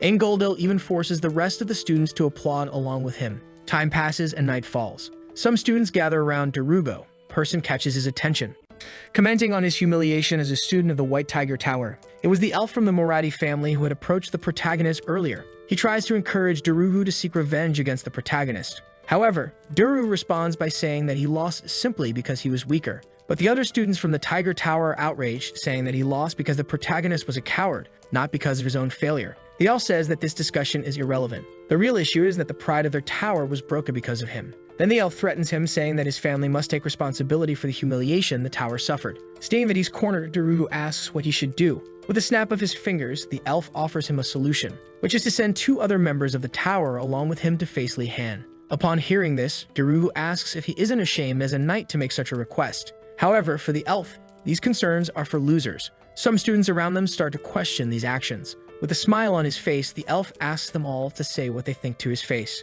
but they don't have the courage to speak to him directly. However, Darugo says he has no interest in revenge as he walks away, making the elf laugh and call him a coward and asking someone else to take his place for revenge. Another student standing there volunteers to go in Darugo's place. From a distance, Darugo simply watches those three students gathering to fight against the protagonist. He thinks that maybe Li Han doesn't stand a chance in a 3 versus 1 against 3 members of knight families. His anger rises, and then he decides to go against this group that dishonors the pride of knights. Thus, he will support the protagonist against these guys. Still on the same day, but later, someone is running at high speed through the forest. That someone is Darugo, running towards the sound of a fight in the forest. Arriving at the scene, he calls out for the protagonist. But before he can say anything, a stone flies at high speed and hits the tree beside him. The stone flew so fast that after hitting the tree, it was smoking. In front of Darugo, there was a student unconscious with a head injury. Looking ahead, he sees that the other two are terrified of the protagonist. With his wand in hand, he calls out to them all, and says that if they want to die, they should just charge at him.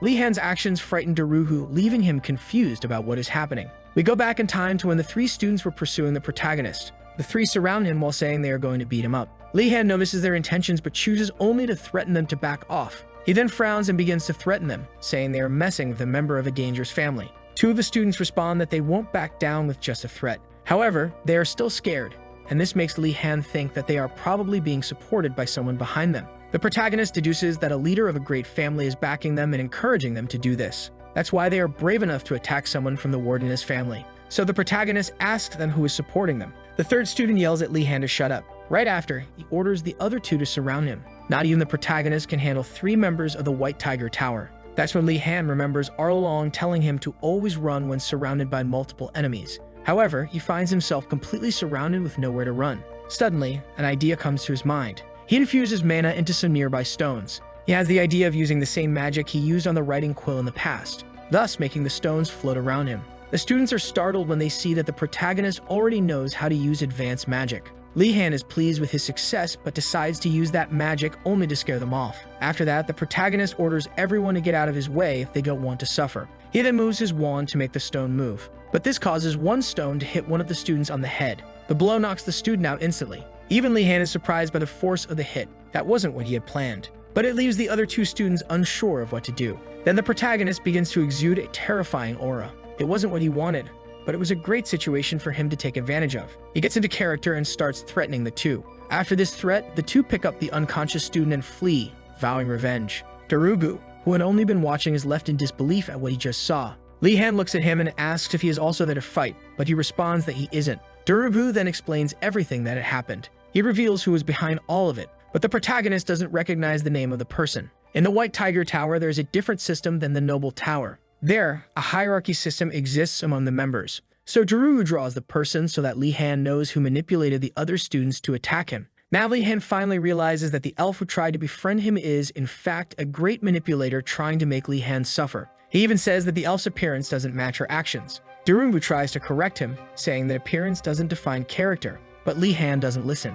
Li-Han concludes that there must be some motive behind the elf's actions. Shortly after, the protagonist sits by a campfire with Darugu, asking why they attacked him over a simple duel between the two. It is explained to the protagonist that one of the reasons they want to defeat him is because he belongs to the Wardeness family. Because if a member of another family defeats a member of a famous family, they will gain great influence at the academy. This makes the protagonist think that he is only seen as a trophy for others. Darugu says that this is the greatest concern. How will the protagonist remain strong and confident? The envy of the other students from the White Tiger Tower will only continue to grow, allowing Giselle to take advantage of them all. And so he finishes by warning Li-Han to be careful. The conversation ends, and now Li-Han heads back to his tower. He remembers Darugu's last warnings advising him not to attend other classes with students from the White Tiger Tower. As he opens the door to the tower, he feels grateful for the warnings, but he won't follow them, because now Li-Han is angry at Giselle for involving him in political issues and wants revenge. We then move to the living room of the tower, where the noble students are hearing someone shouting their name. It was Li-Han, who appears all battered, claiming he was attacked by members of the White Tiger Tower. Pretending to cry, he claims he was attacked for being a member of the Blue Dragon Tower. The nobles listen to all of this, and then they all become enraged with the members of the White Tiger Tower. One of the nobles shouts, saying it would be different if it were Gainando, but since it's a Wargninus, it won't come cheap for them. Gainando even hears and asks why it would be different with him. But the most surprised one is Li-Han, who didn't expect them to be so willing. They talk about gathering everyone and getting weapons, but Li-Han asks them to calm down. But they refuse, saying they are the protagonist and will do everything for him. They are all still grateful for him bringing them meat to eat. Li-Han's conscience starts to weigh on him for deceiving them all. They begin organizing themselves as a squad to attack, saying they will destroy the White Tiger Tower. The protagonist sees that a great war between the two towers is about to start, especially since these are two towers that already hated each other. So they prepare, grabbing anything in their path to use as weapons. Then someone shouts for everyone to calm down. It was Asan from the Dalket family. He asks everyone to listen to what he has to say before they go. He wants to warn everyone not to be reckless and to remember that they will be facing the Sons of Knights. Li-Han agrees and asks everyone to stay calm. But Asan comes up with the idea of an ambush. This excites the others even more to attack, leaving the protagonist even more regretful. Tired of all this, he decides to ask no one to seek revenge, because it is he who must restore his honor. But a noble curses the members of the Tiger Tower, saying they deserve to suffer. Li-Han sighs, already preparing to give a speech. He argues, saying that nobles like them should not resort to the barbarity of their adversaries. This makes the nobles calm down and reflect. The protagonist continues his speech, saying that they should unite to respond to their attacks, but they shouldn't be reckless. Everyone supports and agrees with the protagonist's decision. Thus, the protagonist feels relieved for having prevented a possible war between the two towers. After the speech, everyone goes their separate ways. Some students, while leaving, comment about the next class being together with the members of the White Tiger Tower. One of them suggests using the illumination magic they just learned to disrupt the members of the Tiger Tower. Hearing that, the protagonist is shocked. It's terribly bad for him. He is the only one who still doesn't know how to use illumination magic. The next day, we see Yoner still sleepy as she heads to the living room. The first to greet her is Li-Han with a completely exhausted look. She asks why he looks like that, and he responds that he practiced magic all night. This makes her remember that he has permission to practice magic alone. Li-Han comments that the others have already learned illumination magic, while Yoner asks why that matters. However, the conversation is interrupted when Li-Han sees Gainando entering the room. He greets Gainando, but Gainando acts strangely. Suddenly, he puts his hand inside his coat, and from there he pulls out a skewer of meat. He then takes the skewer and goes to the fire to roast the meat. His expression is that of someone who is extremely hungry. The protagonist moves next to Gainando, startling him greatly. Desperately, he asks when they got there, but his attention quickly shifts back to his skewer, which is about to burn. Li-Han then begins to look around. There are several students with terrible appearances around him. They are all there starving. Yoner comments that they would be worse off if it weren't for the food they both sold to the nobles before. This makes Li Han think about how they should prepare. With Uragolm, it's impossible to get ingredients because he is too selfish. They even tried to steal some things from him. However, he saw and prevented them from taking anything. The two even try to think of something, but nothing comes to their minds. We then move to the basic magic class, the class with Professor Garcia. Even Garcia could feel that there was a big problem among her students. The first being that some of her students were so hungry they looked like zombies in class. Second, but no less important, there was a lot of tension between the towers. The biggest being the conflict between the White Tiger Tower and the Blue Dragon Tower, forcing Garcia to stop them from fighting several times. This even makes her remember the principal saying that this friction between them would help them develop further. But her opinion doesn't seem to align with the principal's. Then she makes a terrifying face and orders everyone to sit in their places. Everyone goes to their places and she begins the class by asking if anyone managed to perform the spell she taught in her last lesson. With a sleepy face, the protagonist raises his hand. He reflects on how he managed to learn the spell successfully despite the difficulty. But when he looks around, he realizes he is the only one with his hand raised. As he is startled by being the only one, the others praise him once again. He then asks the student who said he knew the spell last night. But the student responds that he only grasped the idea and didn't actually know the spell, while remaining optimistic that he will learn soon because he is also a noble. Seeing how nobles love to brag makes Li Han furious with them. Meanwhile, Garcia appears pleased with the results, because two people from the Blue Dragon Tower managed to learn the spell. The protagonist notices that the princess also learned the spell and thinks of it as an opportunity to get closer to her. However, she gives him a hateful look. This makes Li Han wonder if he did something wrong. Then someone from the back row nudges him, trying to get his attention. It was Asan warning him that the princess believes some dark rumors about him. Li Han even asks what those rumors are, but Asan says they are very malicious and offensive. Shortly after, Asan explains that the rumors say the protagonist is more concerned with getting good grades than acquiring knowledge at the academy, leaving the protagonist puzzled as to why that would be a rumor, since it is actually true. Since these rumors aren't lies, he decides not to worry about them. Unlike Asan, who becomes quite irritated by these rumors. Asan even criticizes the princess for believing such things,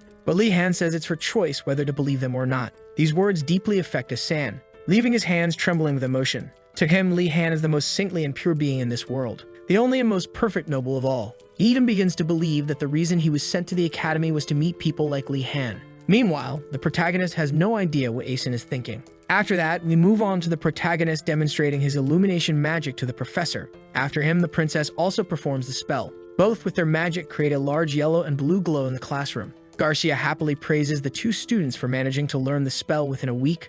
She also says she's happy to have such incredible students like the two of them. But the other students feel down, so she has to console them. She says that illumination magic is a beginner's spell meant to help everyone feel the mana, and that they shouldn't be discouraged because everyone will learn it soon. But she notices that no one is paying attention to her, as they are all arguing among themselves. Garcia sees this and asks them to stop fighting. However, they continue to insult each other. Garcia looks at them like a mother looking at her mischievous children. To cheer them up, she says that they will still learn elemental magic that semester. This excites everyone eager to learn. She then explains that they must first learn illumination magic before progressing to other spells, because elemental magic is composed of the basic elements of nature. But there are also more complex attributes like dark and gravitational magic. However, elemental magic is the foundation for other forms of magic, such as spirit summoning and artifact enchantment. It's like in mathematics where you use basic operations to perform much more complex ones. Because it is such an important type of magic, the whole world values those who learn it. This makes the protagonist eager to learn. Garcia then proposes that everyone go through an elemental affinity test. Meanwhile, the students discuss which elements they will learn. Garcia begins the test by striking her staff on the ground. A flame appears on the candle in front of Li Han. The same happens with the other students. Then Garcia tells everyone that what they learned before with illumination magic can also be applied to that fire. However, the danger is much greater because they are dealing with fire. Gain immediately worries about what will happen if he makes a mistake. The thought of being burned by a small error frightens him. Garcia asks everyone to repeat what she's about to say while thinking about the incantation. She then raises her staff and chants the incantation. A whirlwind of fire appears in the middle of the room. The students are enchanted like children seeing something new, while Li Han has a slightly different reaction. As someone unfamiliar with the things of this world, magic is something wonderful in his eyes. Now Garcia asks everyone to do the same. Each tries in their own way, but with little success. Before casting the spell, the protagonist decides to think about how the incantation works, and why the professor gave them a candle. He deduces that the lit candle is there to create an image of fire,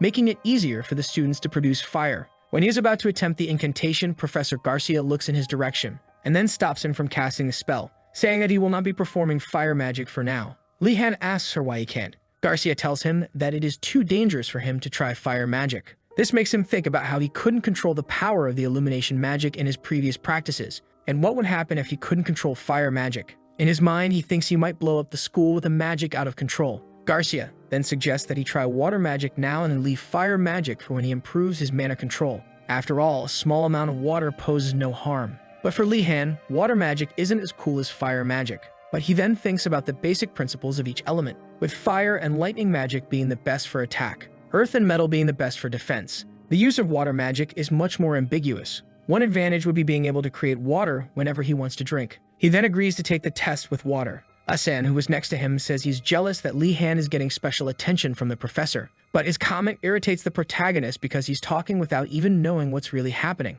However, the protagonist brushes it off and goes for his water test. His first attempt is to make the water move. He repeats the incantation several times until the water starts moving. It is when he puts his strong desires into the incantation, repeating once more for the water to move, that finally the water begins to move. Asen is impressed when he sees the water that the protagonist managed to control. The water starts moving in the air, forming a water bubble, leaving both Li-Han and Asan impressed by what happened. In just 3 attempts, the protagonist successfully managed to use water magic. Even Garcia is impressed to see that he has an affinity for water magic. It was so impressive for Garcia that she tells everyone in the room about the protagonist's achievement. However, some students are not pleased with his success. This prompts Garcia to try to encourage them, saying that each person has their own elemental affinity and that they might have affinities with other elements. She explains that each person has an affinity based on the environment where they lived or were born. For example, people who grew up near the coast have more affinity with water, or people who come from places with strong winds have more affinity with wind. It's very important to be familiar with the element to create it more easily through visualization.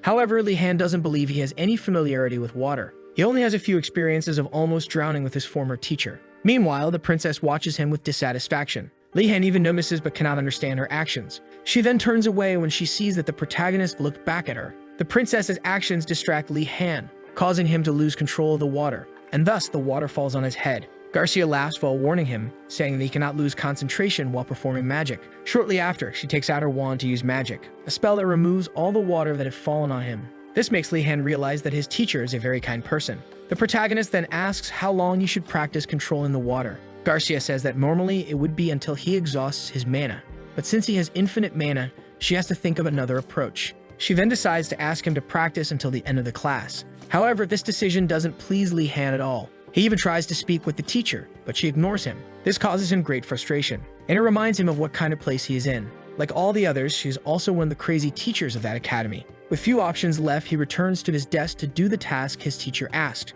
Meanwhile, the teacher observes him from the other side. She thinks about the great difficulty of maintaining a spell for a long period. Still, it is the best option for Li-Han, because he has much more talent than any other student, and he also has the highest mana capacity in history, which makes him an incredible diamond that needs to be refined. However, while Garcia thinks of what's best for him, the protagonist can only think about how terrible his teachers are. Time passes, and now we are in the Academy's forest. Li-Han is asking if anyone can listen to his complaints. He then complains about how much he suffered in the basic magic classes. But Uragulm, who was the one he was talking to, doesn't even listen to him. Even so, he complains about how the other students did different tests with different elements, while he just kept doing the water test the entire class. Uragulm suggests that maybe Garcia did this because she likes him. Laughter escapes his mouth upon hearing Uragulm's words. After that, Li-Han asks if that is also the reason why he is there working in the garden on a Friday. Uragulm notices how dissatisfied the protagonist is, but he replies that it was the protagonist himself who volunteered. We go back in time to when Li-Han offered to help Uragulm. His intention was to help and be able to eat in return, but the protagonist shows that besides eating, he wants to take some food with him as well. Uragulm refuses and realizes that if he lets his guard down, he will be robbed right under his nose. After that, he prepares his tea, putting some herbs into his cup. While thinking about how the protagonist is different from the others, he doesn't even seem like a member of the Wardeness family. He then asks if something happened and if there was any conflict with the White Tiger Tower. Li-Han responds that things are not going well between the Noble and Knight Towers. But Uragulm says it's always like this every year, which makes the protagonist relieved that he wasn't the one to cause the conflict between the two towers. Afterward, Li-Han asks if fighting at school shouldn't be prohibited, considering that students are already busy learning magic. Uragulm laughs, saying it's all intentional, and warns the protagonist that it's best for him to avoid all kinds of fights. But Li-Han says nothing and remains silent for a while, until he surprises Uragulm by saying that he has already gotten into trouble with the members of the White Tiger Tower. He even asks Uragulm not to be upset, as he himself is not happy about it. Uragulm says it's not normal to have confrontations between students in the first weeks of school, But the protagonist responds that it happened because he attended the swordsmanship classes. Upon hearing this response, Yurigom chokes on his drink. Then Yurigom asks why Li Han went to those classes, which are the territory of the Tiger Tower members. Li Han replies that he's free to attend any class he wants, and Yurigom simply accepts that there's no point in complaining now that it's already happened. He then warns him that the students from the other tower are good fighters. Li Han responds that he is aware of that since he has already faced 3 at the same time. His words leave Yurigom in disbelief. He then stands up from his chair and tells the protagonist to stop working. In his mind, he begins to think about being more kind to his student, because he believes Li Han might seek revenge on him in the future when he becomes a great swordsman. After finishing the work, the two go to the table to eat. The protagonist happily eats his bread, while Yurigom feels relieved that his student is happy. When the two are about to wash the dishes, the protagonist starts thinking about Yurigom's situation. He asks him if he is the one taking care of the place alone.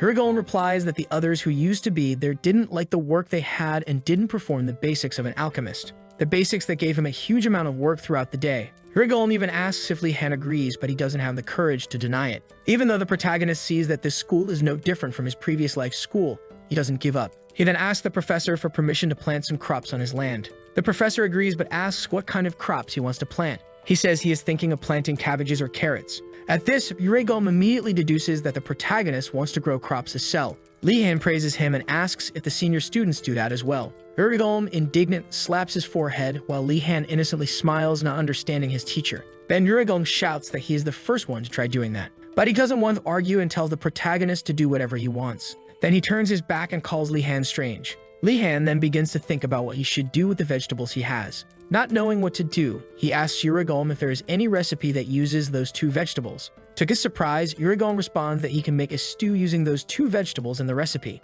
This makes the protagonist imagine a beautiful stew being made with his ingredients. In that empire, there's a great variety of foods depending on the location. For example, in the western region of the empire, Western cuisine is very common with a lot of bread and cheese. There is also the eastern region with cuisines similar to Korean dishes. Li Han even asks if Yurigom likes stew, but Yurigom frowns and says he prefers to avoid eating it, even though he likes stew, since those foods are typical of the East. He doesn't like the dwarves from there. Li Han asks if something happened between him and the Eastern dwarves. Then Yurigom replies that the reason he doesn't like them is that his relatives are from there and are always wanting him to visit them. Right after, he starts venting about what his relatives constantly tell him. Seeing this, the protagonist starts thinking that people from the East are much stricter than he imagined. Yurigom decides to change the subject and asks the protagonist what he plans to do over the weekend. This scares Li Han, making him think his teacher wants to make him work on weekends. For him, it's already normal for a teacher to want a student to work on weekends. It's said that Yurigom gives an evil smile and tells the protagonist that he won't have much time there.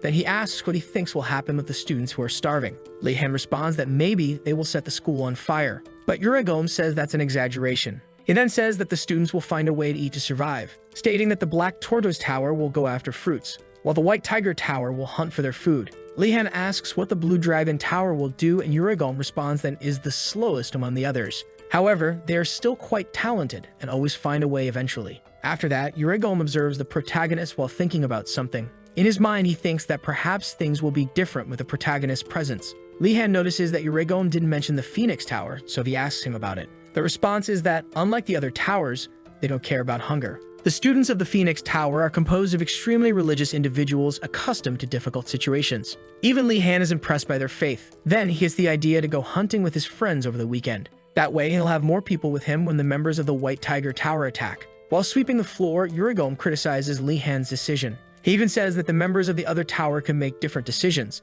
The protagonist asks what kind of decision they might make. With a simple and short response, Yurigom says they might want to flee. The protagonist starts to recall how the academy is almost an impenetrable fortress surrounded by magic. But despite that, there are always students trying to escape every year. This makes him wonder what reasons these students might have for wanting to flee. Many reasons cross his mind, making him realize how advantageous it might be to escape the academy. However, Yurigom sees him lost in thought and tells him to stop thinking nonsense. According to Yurigom, the White Tiger students are always the first to try precisely because they are fools. Li Han asks if anyone has successfully escaped. Yurigom reluctantly admits that some have succeeded, but with caveats. But he decides not to give many explanations and leaves it for his student to find out on his own. With a big smile on his face, the protagonist tells Yurigom that he doesn't intend to flee. However, Yurigom doesn't believe him as he's making a silly face. The scene shifts to a closed and dark room. There is Daruhu with 3 hooded individuals in front of him. One of them asks Daruhu to pay attention to what he's about to say. This person threatens him, telling Daruhu to cooperate if he doesn't want to suffer. Then, Daruhu says there's no need for all that, since he already knew it was Li Han under the hood. The protagonist then removes his hood, saying that his plan didn't work. Beside him, Yoner and Gain complain to Li Han about threatening someone who already knew the protagonist. Daruhu says he wouldn't be intimidated by someone like them, who look like squirrels. His words leave Gain indignant, but the protagonist asks him to calm down. And then he pulls back the curtain in the room, removing the gloomy atmosphere, turning it into a normal place for them to talk.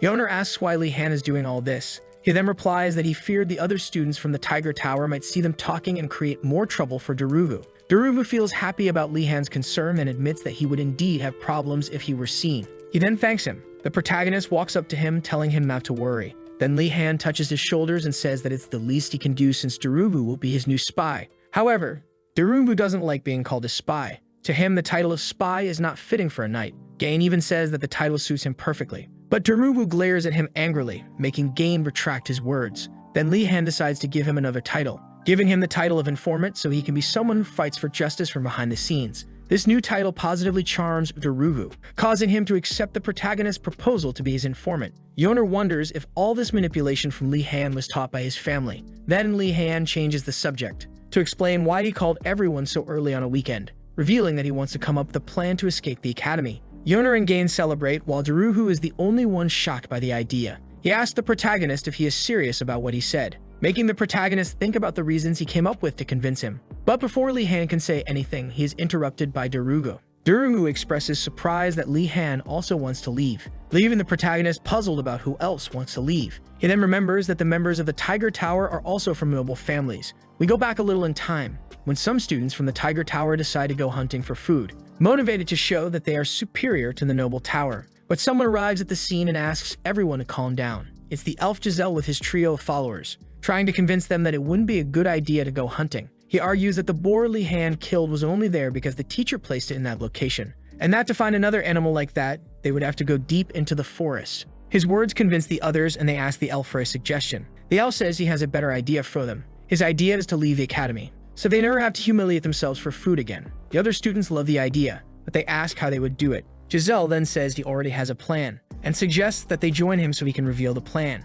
But there's a catch. No one must disobey his orders, or they will face the consequences. With that, he bids everyone farewell, and we see that Daruhu was listening hidden. We return to the present, with Daruhu having already explained to Li Han the conversation he overheard from Giselle. Li Han seems interested in joining Giselle's group, while Daruhu feels anxious about his words. He even asks if he has already forgotten what happened before. Li Han says he doesn't care about what happened in the past, but only he feels that way, seeing how complicated things have become. He thinks about how he hasn't yet come up with a plan to escape, while on the other hand, Giselle claimed he already knew how to leave the academy. In Li Han's opinion, Giselle is the complete opposite of Ganando, someone cold and calculating, constantly creating plans while manipulating the students of his tower. A silence falls over the room, with everyone waiting to hear what the protagonist will say. The protagonist makes his decision. He then asks Daruhu to follow Giselle until he discovers what she is planning. Daruhu shouts indignantly at Li Han. Once again, he asks if the protagonist is serious about this. His biggest objection is that it's a dishonorable act,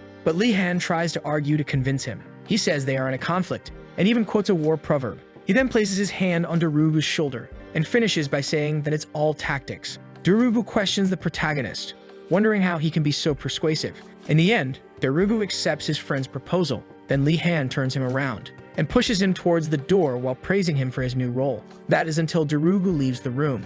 After that, Li Han puts his hands on the door to close it. But before closing it, he smiles and asks if Daruhu will do a good job for him. Daruhu turns to respond. He then affirms that he will do an excellent job. Li Han then closes the door. But when he looks to the side, he notices that Yoner and Gainando were watching his entire final conversation with Daruhu. The two look at the protagonist with a doubtful expression, wondering if their friend knows how to use manipulation magic. In the afternoon of the same day, the protagonist is in a classroom. In the room are all of his friends watching him. Li Han thanks everyone for attending his meeting to escape the academy. Nilia didn't know about the plan and is startled, not understanding anything. But Li Han tells her that he has a plan, which makes her calm down and listen. Nilia has great trust in Li Han, thinking he is special. Thus, she asks him to explain his plan. Li Han then takes out a drawing of the elf. He then shows the drawing and says that they will follow that elf since he is the only one who knows how to escape the academy. The expectations Nilia had are shattered upon hearing such a plan. She even considers backing out. but Yoner tries to convince her, saying that she is essential for the plan to work. Noticing Yoner's strategy, Li Han dramatically begins to try to persuade Nilia to join. He tells her that her hunting skills will be crucial for the plan's success, which makes her embarrassed by the compliment. But the two continue to exaggerate to try to convince her, until she finally decides to accept. Now convinced that without her, they would be lost. It is the night of the same day, and we see Giselle ready to execute his plan. With her are other members of the Tiger Tower. They are all the ones who decided to follow her orders. She then announces that tonight they will escape the school. All the students cheer with her, and thus Giselle initiates her plan. She believes that with a map in her hand, she will be able to leave the academy. The scene changes to a place full of books about Einrogard Academy. In that place, there are two servants speaking with their master. The two servants are apologizing to someone for some reason. The person they are apologizing to is Giselle Morati from the past before entering the academy. There she is, complaining to her servants for not bringing any useful information about the academy. The servants apologize and leave with some books. However, Giselle notices something on the ground. She picks up a piece of paper that caught her attention. When she opens it, she realizes there's something curious there. It was a map detailing how to escape Einrogard. At that time, she thought it was all nonsense. However, to her misfortune, she now understands the reason for that map's existence. Now in the present, she is making her way to escape the academy. As she and her followers proceed to flee, we see Li Han and his friends following Giselle hidden in the bushes. Li Han deduces that the route they are taking will lead to the nearby mountain. Gainando questions why they are heading to the mountains. According to him, it would be much easier to escape through the door near the front gate, but Li Han ignores his question and asks Darugu to take care of Gainando, leaving Gainando confused about the protagonist's intentions. Then the protagonist explains that Nilia has incredible hunting skills. He and Darugu possess great stamina, while Yuana is already familiar with the mountains as she's used to gathering herbs there. Gainando waits for his friend to say something about him, but nothing is said. After a while, we see Gainando complaining as he leans on Darugu for support. That's when Li Han tells Gainando that he isn't used to this kind of situation.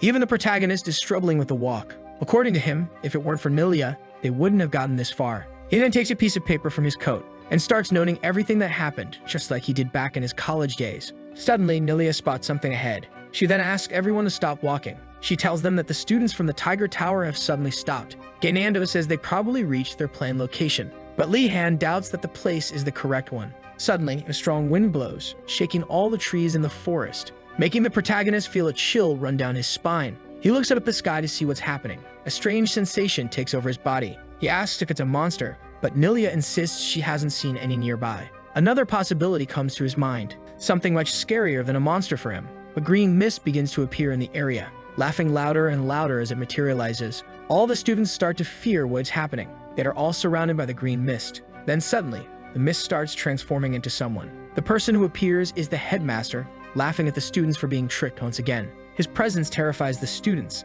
He then mocks Giselle for believing in the fake map he had spread. But Giselle doesn't believe it and says she had the map before entering the academy. Then her map starts to fade away in her hand. The headmaster tells them that this should serve as a lesson. Never trust unknown maps without knowing their origin. Giselle is left in shock, speechless, while the headmaster laughs uncontrollably. Even Li Han and his friends can't believe what they're seeing. To him, all of this is just a game for that sadistic headmaster. The headmaster asks everyone to listen.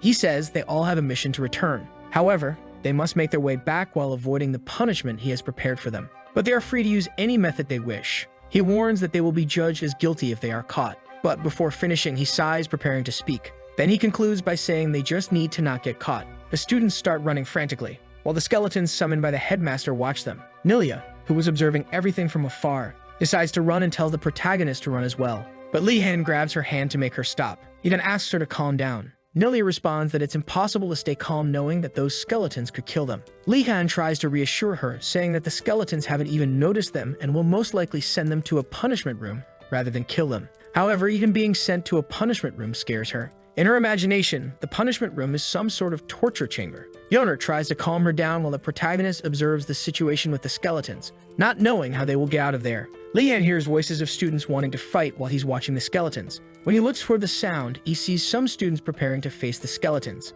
with a strong determination to honor the Code of Knights. Upon hearing them, the protagonist wonders how they still have such motivation in a situation like this. Suddenly, Darugu approaches from behind and tells him they only have one choice in this situation. The two groups' only option is to join forces to escape. It seems the protagonist agrees with Darugu, but in reality he plans to use the White Tiger members as bait. Except for Darugu, everyone agrees. They begin observing the situation of the other students while looking for an opening to escape unnoticed. However, for some reason, there is no opening or opportunity to pass unnoticed. It is when he looks up that he sees the headmaster is still there. The headmaster is continuously summoning skeletons in the area. This makes the protagonist lose hope that the headmaster just wanted to teach them a lesson. Realizing that the headmaster actually wants everyone to suffer and be punished, Li Han even considers giving up as some students have already been captured. But then he notices something strange. The skeletons don't seem aware of his and his friend's presence. With this, he considers the possibility that the headmaster might not know they are there either. But he comes to a different conclusion. Perhaps that isn't even the real headmaster. After all, he's seen something like this in the past. He then concludes that it's just a clone of the headmaster and decides to run in the opposite direction of the white tigers. He informs his group of his plan to find a way to escape. Everyone gets excited about the news. Li Han then says the solution is for them to keep climbing the mountains. So they all follow the protagonist up the mountain. Half an hour passes and they reach some sort of cave at the top of the mountain. Nilia tells everyone to stay calm as she has already checked the area for monsters. Meanwhile, the protagonist uses illumination magic to light up the cave. Everyone decides to sit down to rest until the situation improves. Yona remains worried about the skeletons, but Nilia assures her that they were only interested in the white tigers. Daruvu, on the other hand, expresses concern about how long the skeletons will keep wandering around the area. Not having joined the white tiger students still bothers him. But Li Han argues that there were too many skeletons for him to handle. He then proposes that everyone eat something. Nilia, beside him, complains about not having any water. So he uses magic to conjure water for her. This impresses Nilia with his magic. To her, it's a very convenient magic for hunting, and it would have been great if she also knew how to use it. Meanwhile, Yona complains about the cold and asks if anyone can make a fire. Nilia then uses fire magic, thus lighting a campfire for all of them. Despite this, she admits to feeling envious of Li Han for knowing water magic. This leaves the protagonist indignant with her, feeling envious of something like water magic. According to him, the magic she possesses is much more amazing than his. After some time, the two go outside to observe the situation in the forest. The protagonist calls the headmaster a lunatic for making all the students go through that, and Nilia agrees but says it's dangerous to insult the headmaster. Li Han then places his hand on Nilia's shoulder while calling her. He tells her that one shouldn't suppress their emotions because magic comes from free thought. Nilia is startled by how convincing Li Han can be. Shortly after, she begins shouting insults at the headmaster. Suddenly, something approaches her while she is still insulting the headmaster. This scares her, and she throws herself into the protagonist's arms, apologizing for her insults. Li Han seems to recognize who is approaching them. The person comes closer, asking the protagonist what he's doing there. As the figure gets closer, it becomes increasingly clear who it is. It's Giselle, accompanied by her group. Sometime later, Li Han is at the entrance of the cave where his friends are. He then invites them to enter his hiding spot. The guests are Giselle and her companions from the White Tiger. Meanwhile, Gain is very dissatisfied with the situation. Unlike Daruvu, who is reflecting on Li Han's noble behavior, he sees that Li Han is treating everyone well regardless of their differences. Daruvu's respect for the protagonist grows even more. He even feels emotional about the protagonist's honor. Meanwhile, Giselle wonders how they reached that location. Without even considering that she was followed, she thinks that he might also have a map to escape. She then contemplates what she should do after receiving so much help. But a memory surfaces in her mind, making her think about who she should be. They are memories of when she was being taught by her father about her family's motto when she was still a child. Her father mentions a secret family motto. The motto states that debts should only be paid if you remember them. A malicious smile appears on Giselle's face after recalling this memory. She decides to accept the protagonist's favors for now and tries to talk with him. However, suddenly, one of her companions collapses right next to her. Gainando and Daruvu are startled and ask what happened. Another companion beside them responds that he wasn't tired enough to collapse like that. But shortly after, he also collapses, along with the other companion accompanying Giselle. Giselle is shocked, watching her companions fall one by one. She then asks what is happening to them. It's when she looks at Li Han that she finally realizes what's going on. Right beside her is Li Han, smiling as he watches each one faint. He tells her that it's already too late for her. She then realizes that the protagonist had drugged her water. But before fainting, she swears revenge against the protagonist, until she finally passes out along with her companions. Li Han feels relieved that everything went according to plan, because even though he's pushing the limits, he doesn't intend to go easy on someone who hates him without reason. Gainando and Daruvu become concerned about what Li Han did and if he did the same to their water. But Yoner and Nilia confirm that he didn't. Gainando then asks if he was the only one who didn't know, since those actions were necessary for Li Han. He asks them to help carry the White Tiger members to the skeletons. However, Daruvu seems hesitant to believe what Li Han intends to do. Li Han then explains that it is the best decision to deal with Giselle. Daruvu accepts but asks where they got the drugs to make Giselle and her companions fall asleep. Yoner explains that while she was walking through the forest with Li Han, she saw a sleeping herb nearby, and after explaining how the herb worked, the protagonist asked her to bring it along. However, she didn't expect to use it in that way. After that, in the forest, Giselle and her group lie on the ground. Suddenly, the skeletons approach them. Then, all of them are taken by the skeletons to be punished for attempting to escape the academy. Li-Han and his group now feel relieved, believing that the skeletons will disappear now that they have captured all the White Tiger students. The protagonist then says there's still something they need to do. After Yoner asks what's left, the protagonist responds that it would be good to explore the entire area. His plan is to learn everything about the academy's borders and see if there is any escape route from the place. He then sets off, hoping to gather at least some new information about the academy. Except for Ganando, everyone seems at ease as they walk through the mountain. Suddenly, Ganando trips while walking. He's startled, but nothing serious happens. Li-Han asks if he's okay, and he responds saying he's very hungry. With this, Li-Han notices that Darugu is also not in his best condition. Nilia suggests they use some light to illuminate the path, since much of their fatigue comes from walking through the dark forest without any kind of lighting. So the protagonist decides to do something. He uses his magic to illuminate the surroundings. This lights up everything around them, greatly helping them to see. However, they end up attracting the attention of something hidden in the forest. A strange voice asks them to turn off the light because it's disturbing its sleep. Li-Han looks back, asking who is speaking to him. His friends are also frightened, wanting to know where the voice is coming from. However, the mysterious voice asks everyone to be quiet, because it will be the one asking the questions from now on. It then says that they must answer correctly if they don't want to be treated as intruders in that place. Next, it warns them that the first question is about to come. Its first question is about a dwarf who lit 5 candles at night, but 2 candles were blown out by the wind. He got irritated and closed all his windows. Then the voice asks how many candles remain, but the protagonist realizes it's a trap,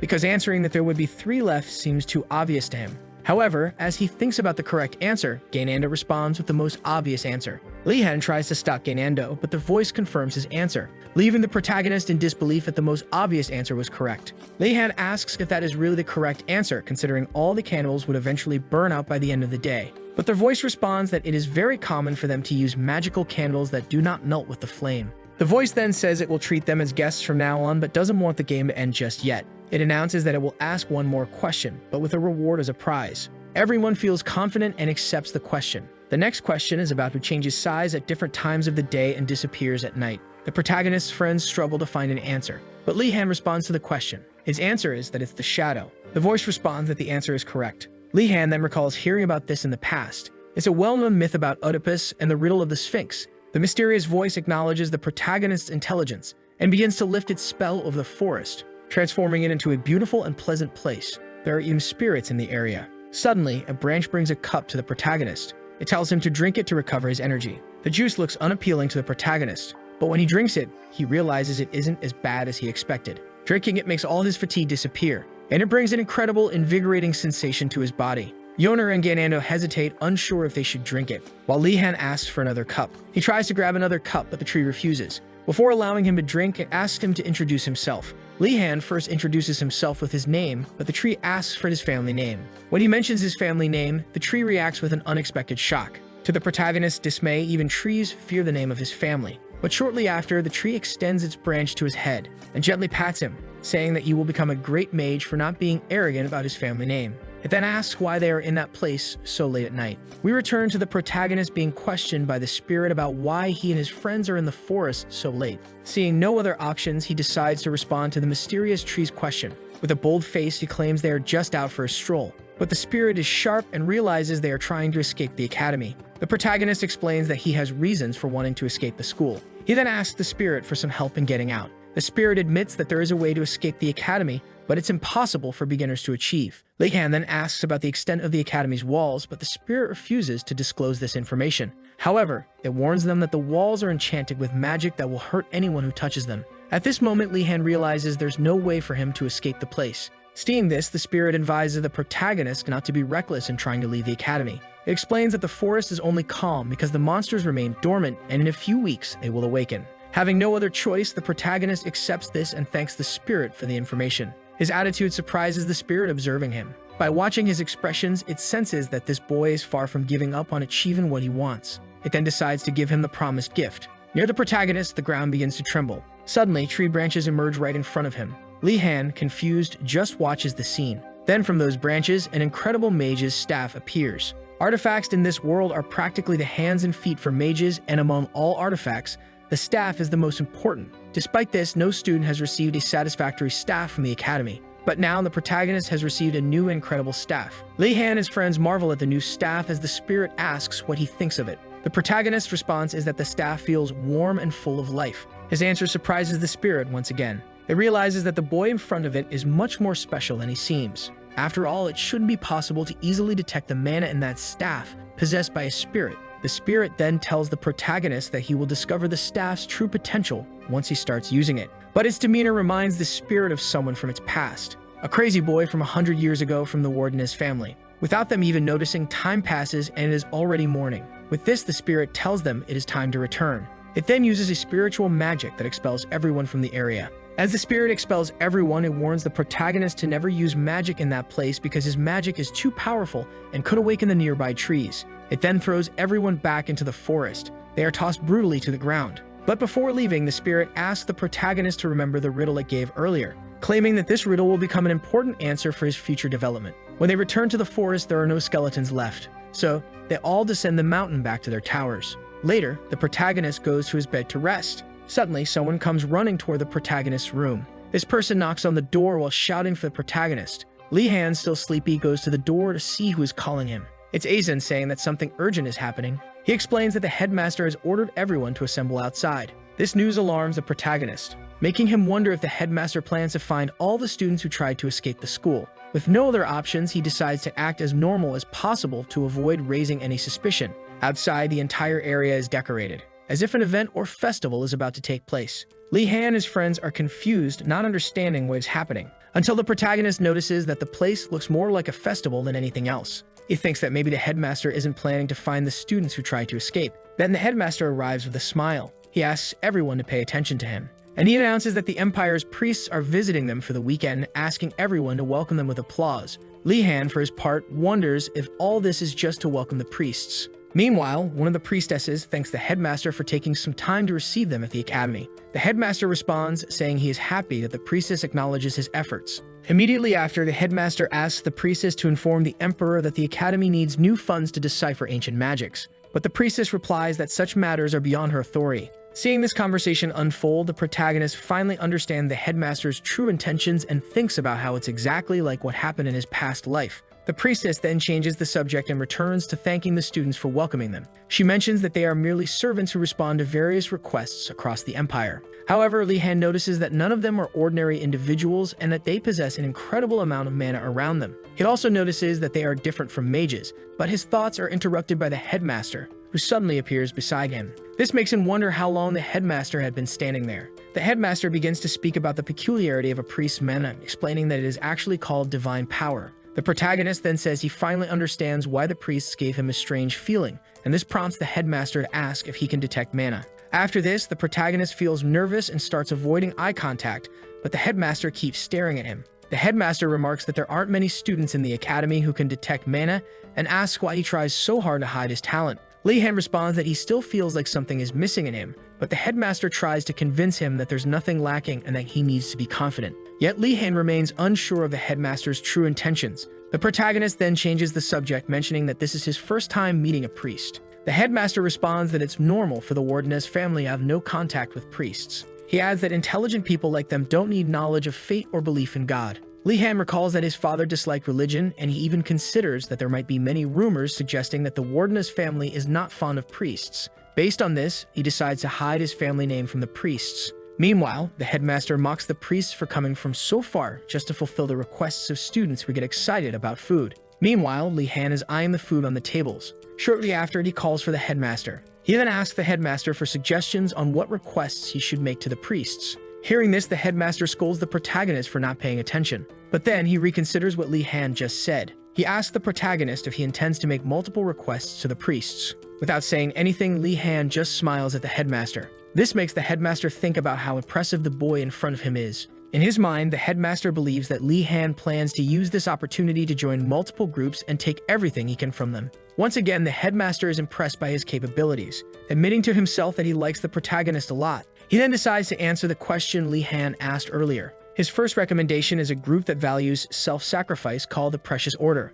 The second recommendation is the group called the Kala's Order, which focuses on worshipping a god that loves chaos and change. Finally, the third recommendation is the group that worships the goddess of swords and swordsmen, called the Capolio Order, a perfect group for eccentric people like the protagonist, according to the headmaster. Li Han then notices that the headmaster is keeping a close watch on him and realizes how this could be bad for him. After that, the headmaster says he is leaving and the protagonist thanks him for the recommendations. But before leaving, he mentions that he's going to meet the students he left in the punishment room. By the time Li Han realizes what the headmaster said, it's already too late. The headmaster begins casting a spell, and then he disappears right in front of him. This makes the protagonist wonder if the headmaster was referring to the White Tiger students. He continues pondering this until someone calls out to him from behind. It's Yoner, who is there, wanting to know what Li Han is doing. Li Han replies that he's interested in visiting the Precious Order. He also mentions that he's curious about visiting the Capolio Order and the Callous Order, but Yoner doesn't react well to this. He then asks what is in the basket Yoner is carrying. Yoner pulls out a sandwich and hands it to the protagonist.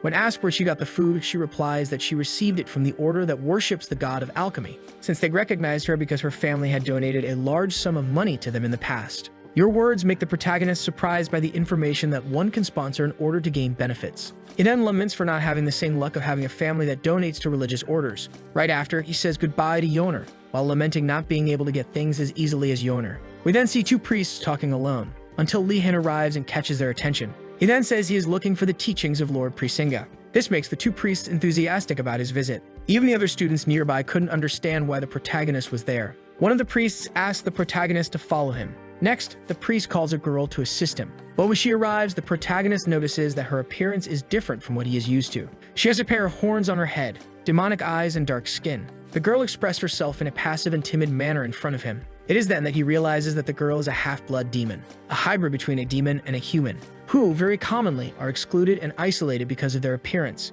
Because of this, they end up becoming passive and shy people. Then the priest tells us that her name is Dijinling and that she is a new student at the Phoenix Tower. He also says that he didn't imagine there could be another believer besides Dijinling in the academy. Li Han then tries to convince the priest that his faith in Lord Prisinga is very strong, so they could gain benefits within an order. But for that, it's necessary to do something for them in order to get something in return. And even though that place doesn't look like much from the outside, inside there are better things than one could imagine, like various artifacts that the protagonist can detect containing mana. He even wonders if the order is the one making the artifacts, and that's why there are so many artifacts there. However, the priest brings someone to meet the protagonist. As they walk, the entire ground shakes with every step they take, leaving the protagonist confused as to where all the tremors are coming from. Even footprints are left on the ground by her steps. She then introduces herself as Medrid. Li Han greets her while wondering how she left marks on the ground as she walked. She notices the protagonist's confusion and explains that it's the artifact she's equipped with that's causing the tremors.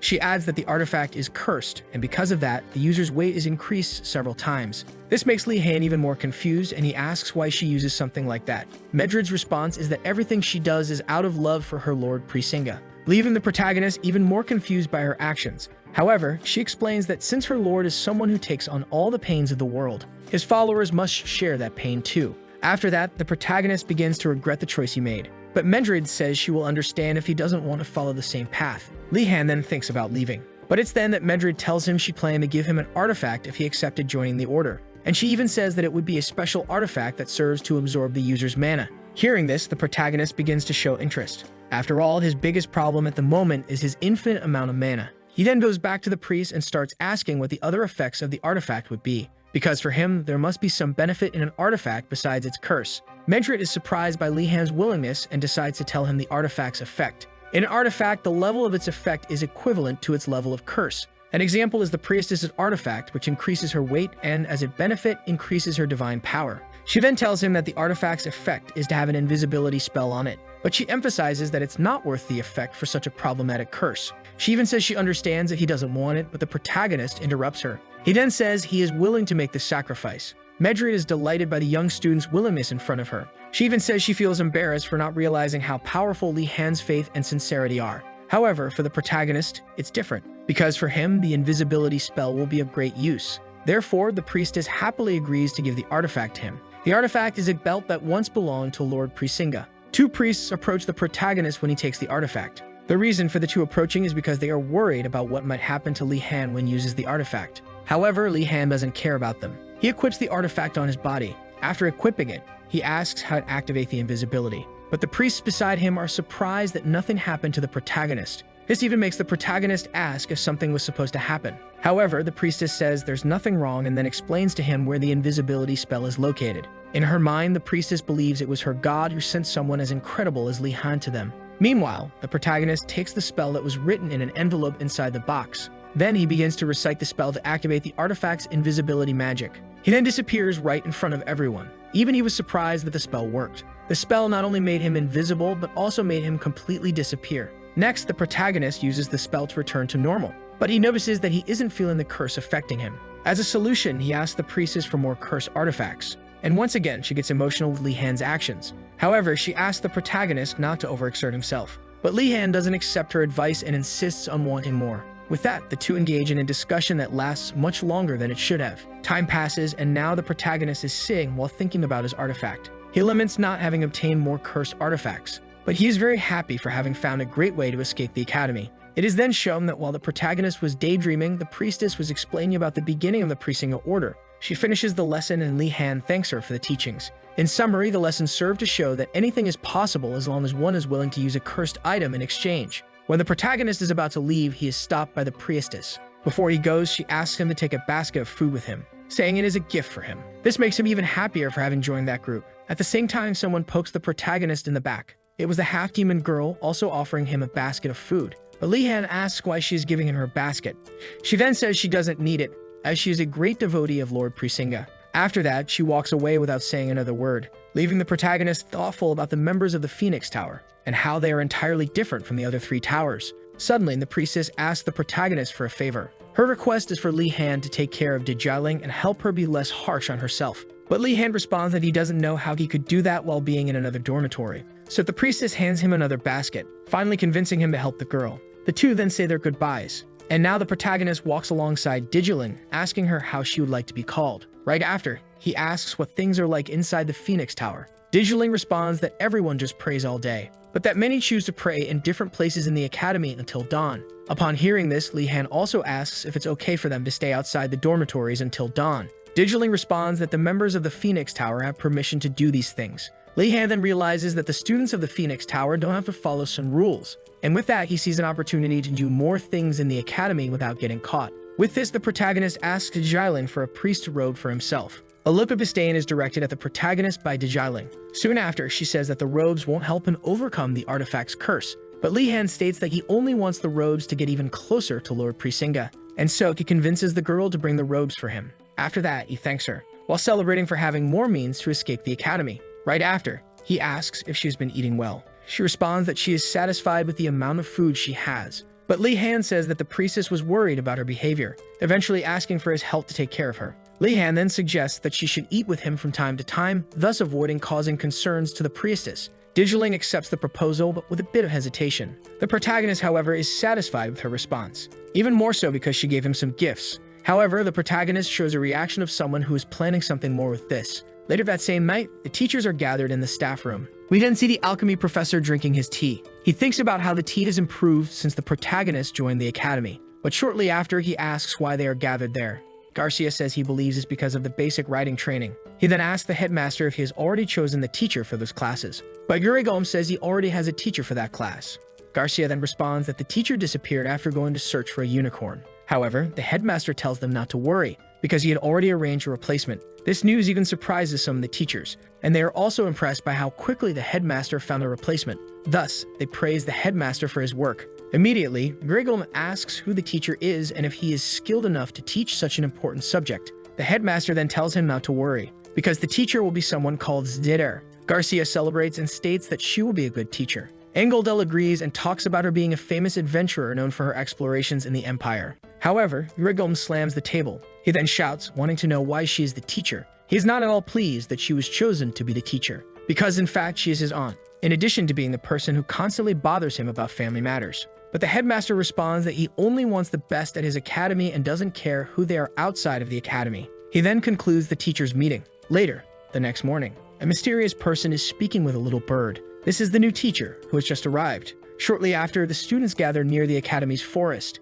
excited about the basic writing training classes. Even the protagonist notices that the nobles are excited, and so he builds up the expectation that the classes will be peaceful. But suddenly, something huge flies above the clouds. Then a massive bird appears, screeching in the sky. The students, confused, search for the source of the sound. When they look up, they see a giant bird coming in their direction, getting closer and closer. Gainando begins to panic at the sight of the creature, until suddenly it starts chasing him as if he were its prey. It then captures him in its claws and flies away with Gainando in its grasp. Extremely frightened, Gainando pleads for help from his friends, but his friends can only stand paralyzed, not knowing what to do. It is then that the protagonist instructs everyone to stay still and not draw the bird's attention. Thus, they immediately crouch down. For Li-Han, it's just another normal day in Imravard. The bird flies over the students, searching for more prey, while the protagonist wonders where this creature came from. One of the students suddenly starts shouting, complaining about the lack of safety at the so-called best magic academy in the Empire, while his friend beside him begs him to stay quiet and not attract the bird's attention.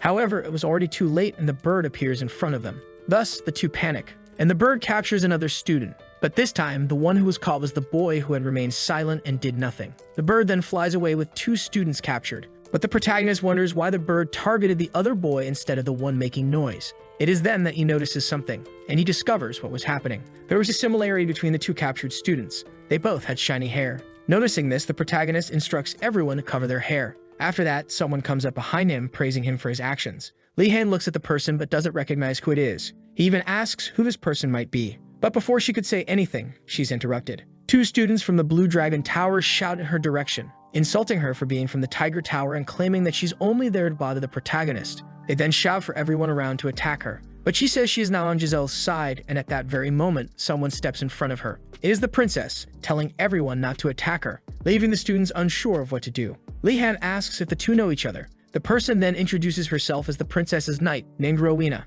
Li-Han remembers that there shouldn't be servants in the academy and realizes that there are loopholes in the academy's rules. If a servant entered as a student, the academy couldn't do anything to stop it. He then thinks about how pathetic Gainando is for not even being able to use the same method his sister did. Rowena then asks the protagonist for help. Right after, she points out that the bird slows down after capturing two students. With that, he gets an idea. The plan consists of Li-Han leaving all the students to stop the bird. However, the protagonist is confused by this suggestion. He doesn't see any reason to do something like that. But then the other students start saying they support the idea of the Great Warden as leading them. Meanwhile, the protagonist can only think negatively about it. But, unfortunately for Li-Han, everyone is already shouting, asking for his orders.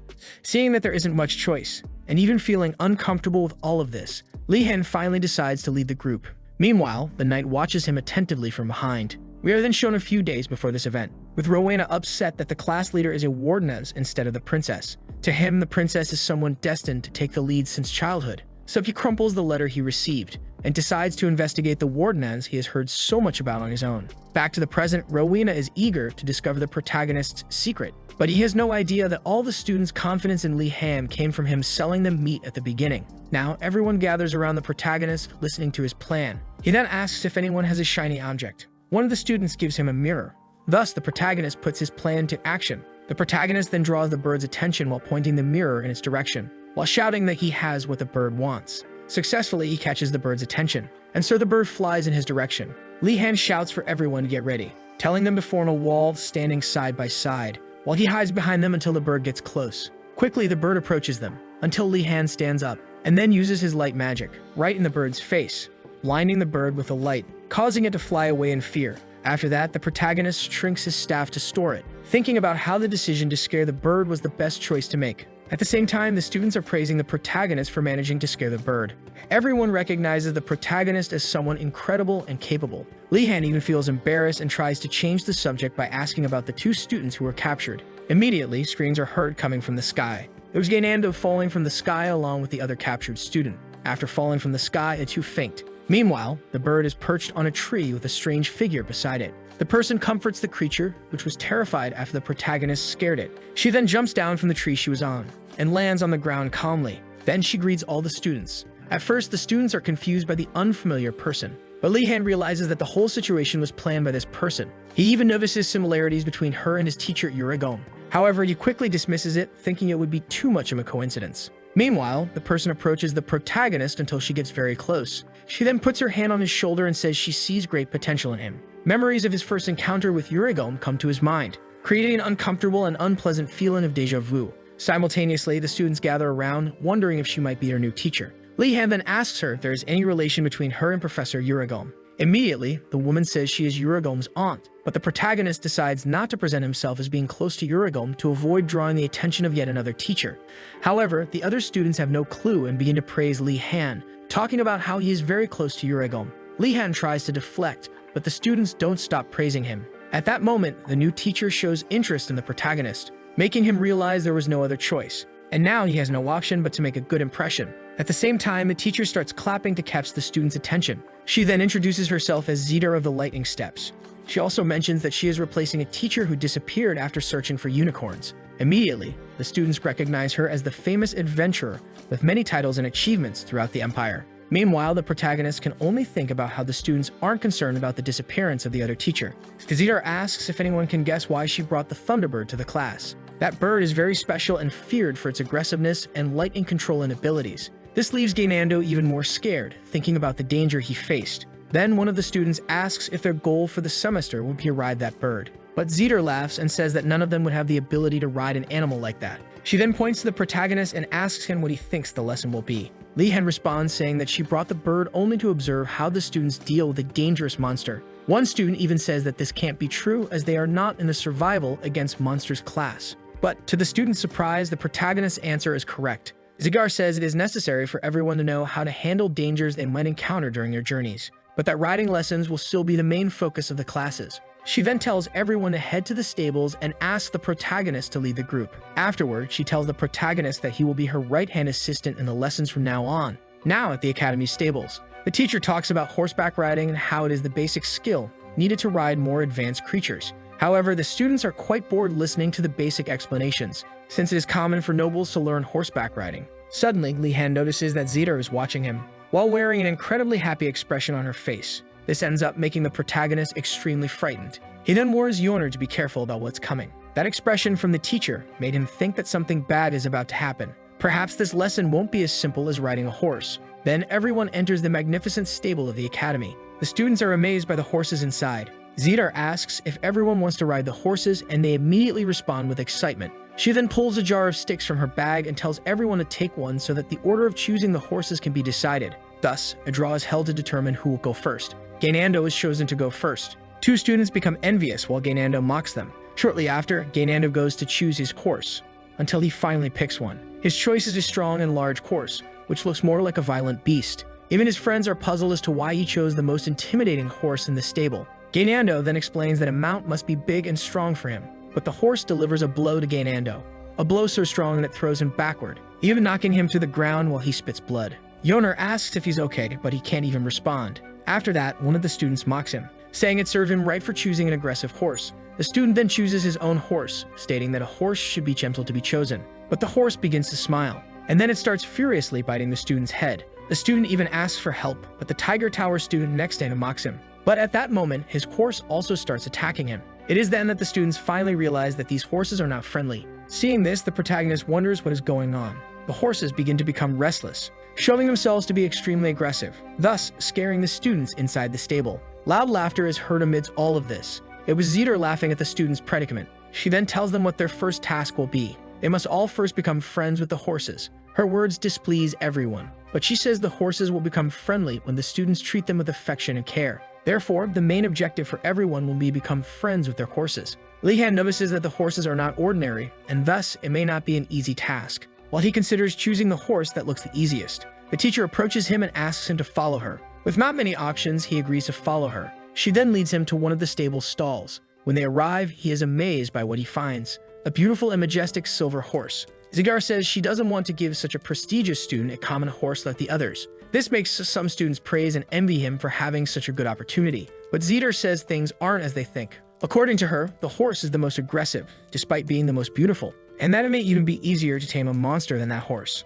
Li-Han then asks if there is a reward for taming it, but his words are completely ignored by her. Meanwhile, at Urigolm's cabin, he is opening his door for an unexpected visitor. To his dismay, his aunt had come to visit him. With a smile on her face, she complains about her nephew not greeting her with a hello, but Urigolm doesn't feel comfortable at all with the situation. She then enters the house without even being invited. Immediately, Urigolm glares at the protagonist. Li-Han explains that he was practically forced to bring her there. Inside the house, Didar starts making various complaints about Urigolm's home. She even complains about him not having found someone to live with, but he desperately tries to change the subject, saying the protagonist is hungry. With no other options, Li-Han just accepts it and says he is hungry to the teacher, and so she shifts her focus. She then proposes to cook an Easter delicacy for the protagonist. Urigolm even tries to say that he doesn't like the food, but quickly regrets it. Shortly after, Urigolm is complaining about his worst fear becoming a reality. He changes the subject to ask the protagonist what he has been doing in recent days, but suddenly something on the protagonist's clothing catches his attention. A mysterious object is sticking out from his chest.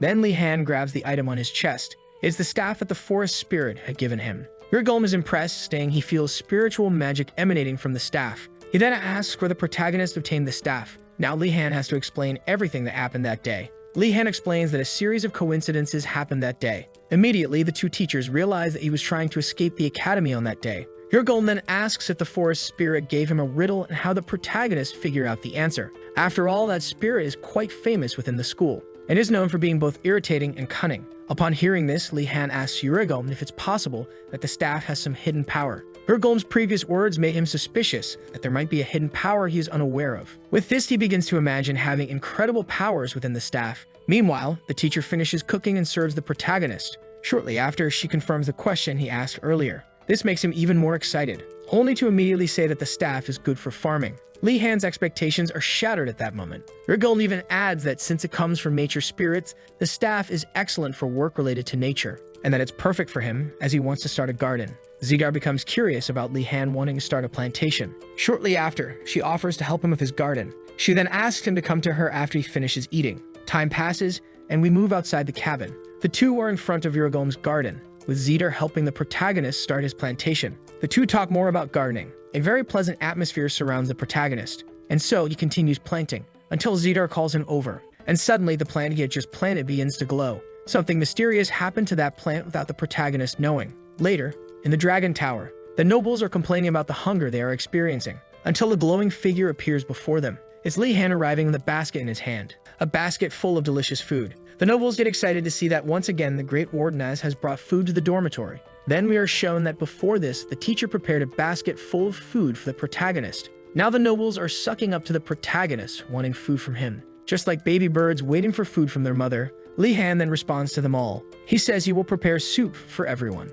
So he starts preparing the meal for the nobles, while the nobles watch him cook. Yona is also in the background, observing the protagonist. She even compares him to an alchemist at work. He continues to prepare his soup until he is satisfied with the taste. He then tells everyone to bring their bowls to eat. And so everyone happily eats the soup prepared by the protagonist. But suddenly, one of the students calls out to him. This boy wants a favor from Li Han. Shortly after, the protagonist is in the hallway knocking on one of the doors. It is the princess's room. She then goes to the door and answers the protagonist. Li Han says he has prepared a meal for her, but she doesn't believe him at first. Then Li Han says he has already cooked for all the other students, and now it's her turn to eat. So he insists that she try it. She then takes a small spoonful to taste. To her surprise, the food is excellent. It even makes her feel like she's in paradise. Li Han notices that she was so hungry that she didn't even wait for him to leave before trying the food. After that, she thanks him for the meal and says that she will repay him eventually. Shortly after, Li Han returns to the lounge of the tower. There, the boy who had asked him for a favor is waiting. The boy and another girl thank the protagonist for going to the princess and giving her food. He even asked the protagonist to do it more often, while promising to pay double for the favors. His proposal excites the protagonist, making him accept right away. After that, Li Han notices how worried they were about the princess, and realizes how important the royal family is in the empire. Back in Greg Sangrando's class, Greg seems uneasy with the presence of that peculiar boy. In his contract with the school, he has no obligation to retain or gather students for his class. But Li Han is too special. With an infinite amount of mana, he cannot afford to miss the opportunity to keep such a great talent under his control. Greg then decides to break the silence between them, asking if Li Han has any questions for him. So Li Han asks what the purpose of the training he's doing is. Greg, in the most abrasive manner possible, responds to the protagonist by asking if he hadn't read the lesson's instructions. This ends up irritating Li Han because of his teacher's rudeness. He rephrases his question, asking how the training he's doing is related to battle training. Greg remains silent for a few seconds, unsettling the protagonist, until he decides to give an answer. However, he says he still needs time to explain a question with such an obvious answer. Then he decides to give an example so his soul student can understand. Greg starts to exude a sinister aura, saying he could kill the protagonist with just the pen in his hand. Simultaneously, the protagonist thinks about how that is a terrible and frightening example his teacher is giving. Right afterward, Greg says that all that is necessary is something that can be used to kill, and that all the training involving making the sphere spin is, in fact, training to amplify the power of projection magic, because even a basic spell can have its power vary depending on the user's level of magical control. Just like a mage who doesn't understand the fundamentals would struggle in battles, especially in high-pressure environments such as a battle for survival, something that wouldn't happen with a well-trained mage. Greg then demonstrates what a well-trained mage is capable of. He focuses to cast a spell. Next, expel quickly passes by the protagonist. Then it ricochets throughout the classroom. Li-Han is even startled by the aggressiveness of the spell, but when he looks around, he notices that there is no destruction where the spell hit. He wonders what the teacher could have done to prevent everything around from breaking. But before he reaches a conclusion, Greg appears beside him, saying that a well-trained mage is capable of doing things like what he just did. Li-Han is astonished by how easily Greg did all that, while Greg expresses his annoyance at having to explain the obvious in his class. After that, Greg returns to his desk, while Li-Han begins to pay closer attention to Greg and his teachings. From now on, these lessons seem to have much more meaning and importance. With this in mind, the protagonist decides to delve deeper into the lesson. So he asks Greg to answer another of his questions. Li-Han then talks about his experience with basic control magic and how he managed to use it for a moment before losing control of the magic. Greg then says he thinks the cause is that the protagonist has more mana than usual. This leaves the protagonist surprised that Greg figured it out so quickly, and it also gives him some hope that perhaps Greg might be able to solve his problem. Greg then extends his hand toward the protagonist. He grabs his left arm. Then he uses mana drain magic. Suddenly, all the mana around begins to be sucked into Greg. Li-Han doesn't understand what's happening. Mana drain is a powerful and evil spell used to absorb the mana of its target. Li-Han panics upon seeing his teacher use such a terrifying spell on a simple student like him. But Greg simply tells the protagonist to stay quiet. Then something surprises Greg. He finds himself confronted with an infinite ocean of mana. Returning to reality, something seems to have happened to Greg. He suddenly collapses to the ground for no apparent reason. Li-Han quickly asks if he's okay, but Greg gestures to the protagonist. He then says he's fine. He explains that he was trying to reduce the protagonist's mana to help him, which caused him to lose consciousness for a few seconds, something that happens when someone tries to measure an amount of mana greater than they can handle. But fortunately, he is a teacher and knows how to manage these situations. After what happened, the protagonist wonders how far the limit of his mana extends. Li-Han comes to terms with the fact that he may never find a solution for his problem with his enormous amount of mana. However, to his delight, Greg says there is still a solution. Greg then asks if he has ever tried using basic control magic to make an object fly toward him. Li-Han recalls what has happened before and responds that he hasn't, but Greg tells him that this would be instinct, because the object will be controlled by instinct if the user loses control. Upon hearing this, the protagonist begins to think that perhaps he subconsciously wanted to hit his targets in the head. Greg explains that instincts can be powerful and can be used to enhance the user's mana control skills. After all this explanation, the protagonist becomes even more excited about Greg's teachings. Greg grabs another orb and asks if the protagonist is ready, but Li-Han is confused as orbs begin to spin around him. Greg then says he will aim all those orbs at the protagonist's face and that he should use magic to defend himself. Li-Han starts to panic at the situation, but Greg doesn't listen and quickly throws an orb in his direction. Thus begins another hellish training session at the school, where all the teachers are insane. At the end of the training with Greg, Li-Han is kneeling on the ground, with Greg telling the protagonist that he has just gained more knowledge about mana control, while Li-Han bitterly regrets ever putting any trust in having a good lesson at this infernal school. Greg then extends his hand to the protagonist, and says he doesn't need any gratitude from him as he learned on his own. Li-Han tries to be polite and refrains from cursing the teacher for almost killing him. Greg then picks up another ball, but this time he says it's a regular iron ball. He then asks the protagonist to use his basic control magic on the ball. Li-Han is confused, but he quickly grabs his wand to cast the spell. He uses control magic on the ball. Greg instructs him to move the ball as he commands. He then tells Li-Han to perform various movements with the ball.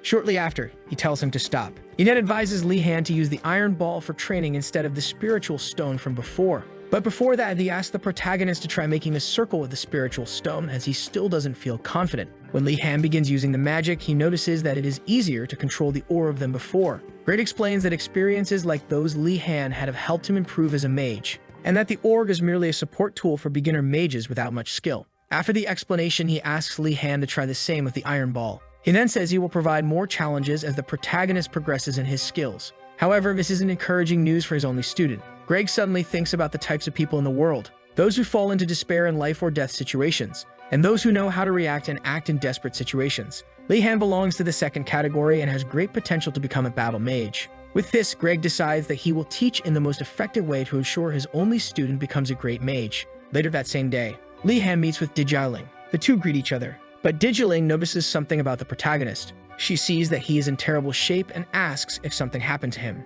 The conversation shifts and Digiling gives the protagonist the priest's robe he had requested. As a gesture of thanks, he offers her a cheese bread, but she declines, saying it's not necessary, because her lord is suffering at this moment and she shouldn't eat while that happens. Seeing this, the protagonist realizes it won't be easy to help this girl. She even tells him to offer the bread to someone else while she pulls something out of her bag. She then takes out a cup and says she only needs tea to sustain herself. Immediately, the protagonist offers to make the tea for her. She asks if he really wants to make tea for her, and he instantly affirms that he does. Right after that, he starts thinking about which types of tea priests like to drink, and he wonders if perhaps Digiling is already expecting one of them. However, she's completely mistaken. What Li-Han is about to make is entirely different from what she could expect. But Digiling notices that the protagonist is adding more spice than usual. She then asks what he's doing. He acts innocent and says he's just making one of his secret recipes. This leaves her flustered without a response. She even tries to criticize, but the protagonist plays the victim pretending to be offended. This leaves her even more unsure of how to respond, making her finally realize she has no choice but to accept. Li-Han finishes preparing the tea and pours it into her cup. He then serves it to her, saying it's a special tea made with milk. Digiling hesitates for a second, but soon decides to try the tea. To her surprise, the flavor is excellent. Different flavors fill her mouth as she savors each sip of the tea, but the happiest one is the protagonist, seeing that he managed to please the girl with his tea. He then decides to make another tea for her. However, it's a different tea with various different ingredients, something that doesn't seem to have pleased Digiling. Digiling asks if it isn't more of a soup rather than tea, but the protagonist plays the victim again. He then tastes the tea with a spoon. Meanwhile, the protagonist is confident that she's enjoying the taste. With this, a smile appears on his face as he observes the entire situation. His plan is to fatten up Digiling with foods disguised as tea. Shortly after, Digiling finishes her soup disguised as tea. She then thanks the protagonist. Right after, he places his hand on her shoulder. He then asks her to come every day at the same time, almost as if he's threatening her. Digiling thanks him once again, and then the two say their goodbyes. Later, in the Dragon Tower, the students return to their dormitory to rest, while the protagonist watches them in hiding. He waits for everyone to return to their dorms so he can act, since at that time there wouldn't be anyone around the grounds. And dressed in the robes of the Phoenix Tower priests, he now has complete freedom to walk around the academy while conducting his investigations. He sets off on his investigations, carrying tools to protect himself against traps. Walking through the first floor where he had passed on his first day at the academy, he recalls the admission ceremony and realizes that it's the first time he's been there since that day. After that, he heads to places he hasn't seen before, until suddenly, he spots someone alone in one of the rooms. At first, he considers it might be a teacher, but upon looking closely, he recognizes who it is. It's one of the students from the Turtle Tower. Li-Han notices that the student emits no presence as he walks. Then he realizes that the student is someone trained and uses his feet to make no noise. Immediately, he remembers that beastmen of the rat type are commonly associated with thieves in the Empire. Li-Han hopes that he's just being prejudiced, but the boy's actions match those of a thief. So silently, the protagonist approaches the boy from behind. He then threatens him, saying not to scream if he doesn't want to die. Immediately, the boy is startled, while the protagonist keeps smiling beside him. Shortly after, the two begin talking. The rat boy says he was startled because he thought it was a teacher behind him. Li-Han suggests that they introduce themselves. The rat boy introduces himself first. His name is Radford, and he is a professional thief from a group called White Crow. His classmates don't treat him badly directly, but there's a strange feeling that lingers between them. So in order to make more friends, he decided to observe the storage areas of the Academy's basic supplies.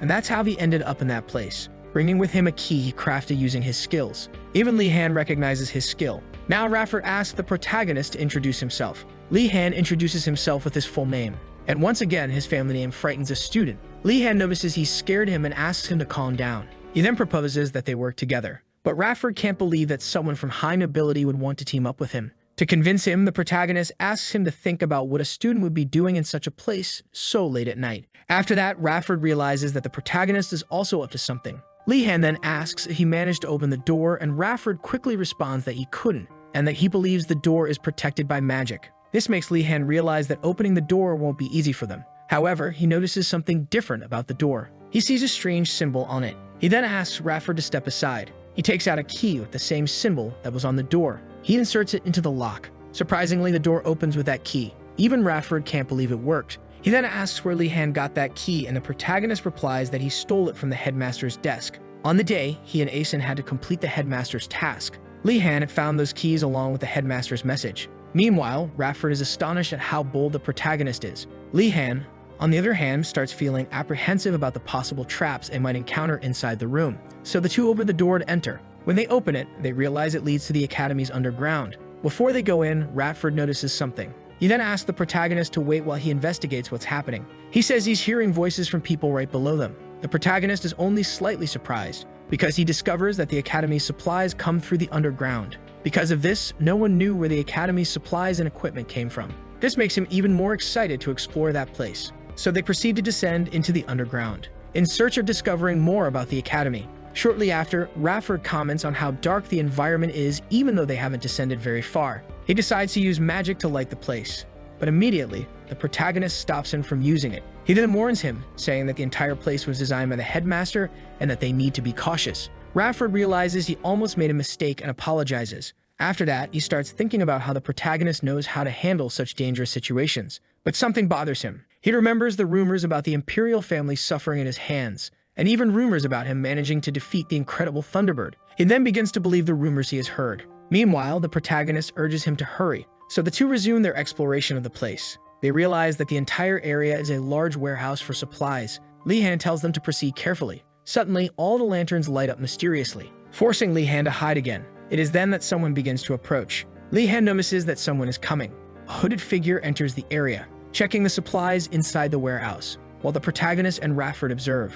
Li-Han tells Rafford to stay quiet, but suddenly the figure appears behind them, asking who he is. Immediately, the protagonist is shocked, but he quickly calms down and tries to think of a way to escape. However, upon looking at the person in front of him, he notices that the person's face is completely bandaged. With this, he suspects it's someone who lost their sight and now has heightened senses. But even so, they made no sound to be detected, nor could they have been found by scent in a place filled with products and foods with various odors. Thus, the protagonist becomes even more confused, wondering how they were found. From the perspective of the mysterious figure, we see that he perceives things differently from normal. What he sees is the mana of the beings around him, and when he looks at the protagonist, he also sees a vast, endless ocean, which nearly causes him to collapse just like what happened with Greg. After that, he assumes that the enormous amount of mana must belong to the headmaster and apologizes for his behavior. He then says he will return to his work. Even Li-Han can't believe what just happened. He considers that he may have been mistaken for the headmaster. He also believes he was detected through his mana based on what the guard had said earlier. But soon after, he tells them to keep moving, while lamenting that he can't take anything as everything is checked by the guards. They then continue to search for the source of the items. Suddenly, Rafford hears something. He then runs in the direction of the sound and tells the protagonist to follow him. So the two run toward the sound, with Rafford leading the way. Li-Han even praises Rafford's skills, but he asks why Rafford is speaking so formally with him, until he says they've reached the place. The two stop running. However, what they see is a dead end. Rafford insists he's sure they're in the right place. Li-Han then notices something on the wall. There's a peculiar block sticking out of it. Since Rafford only steals in villages, he wouldn't know about this. Unlike the protagonist who grew up reading various stories from that world. Thus, he notices the block and pushes it like a button. Immediately, the dead end starts to open like a gate. Rafford is surprised while the protagonist celebrates that it worked. It is revealed that there is a massive passageway in that place. Seeing this, Rafford thinks it might be a way out of the academy. He then wonders if the protagonist already knew about all this. Li-Han gives a slight smile. He then celebrates finally finding the academy's exit.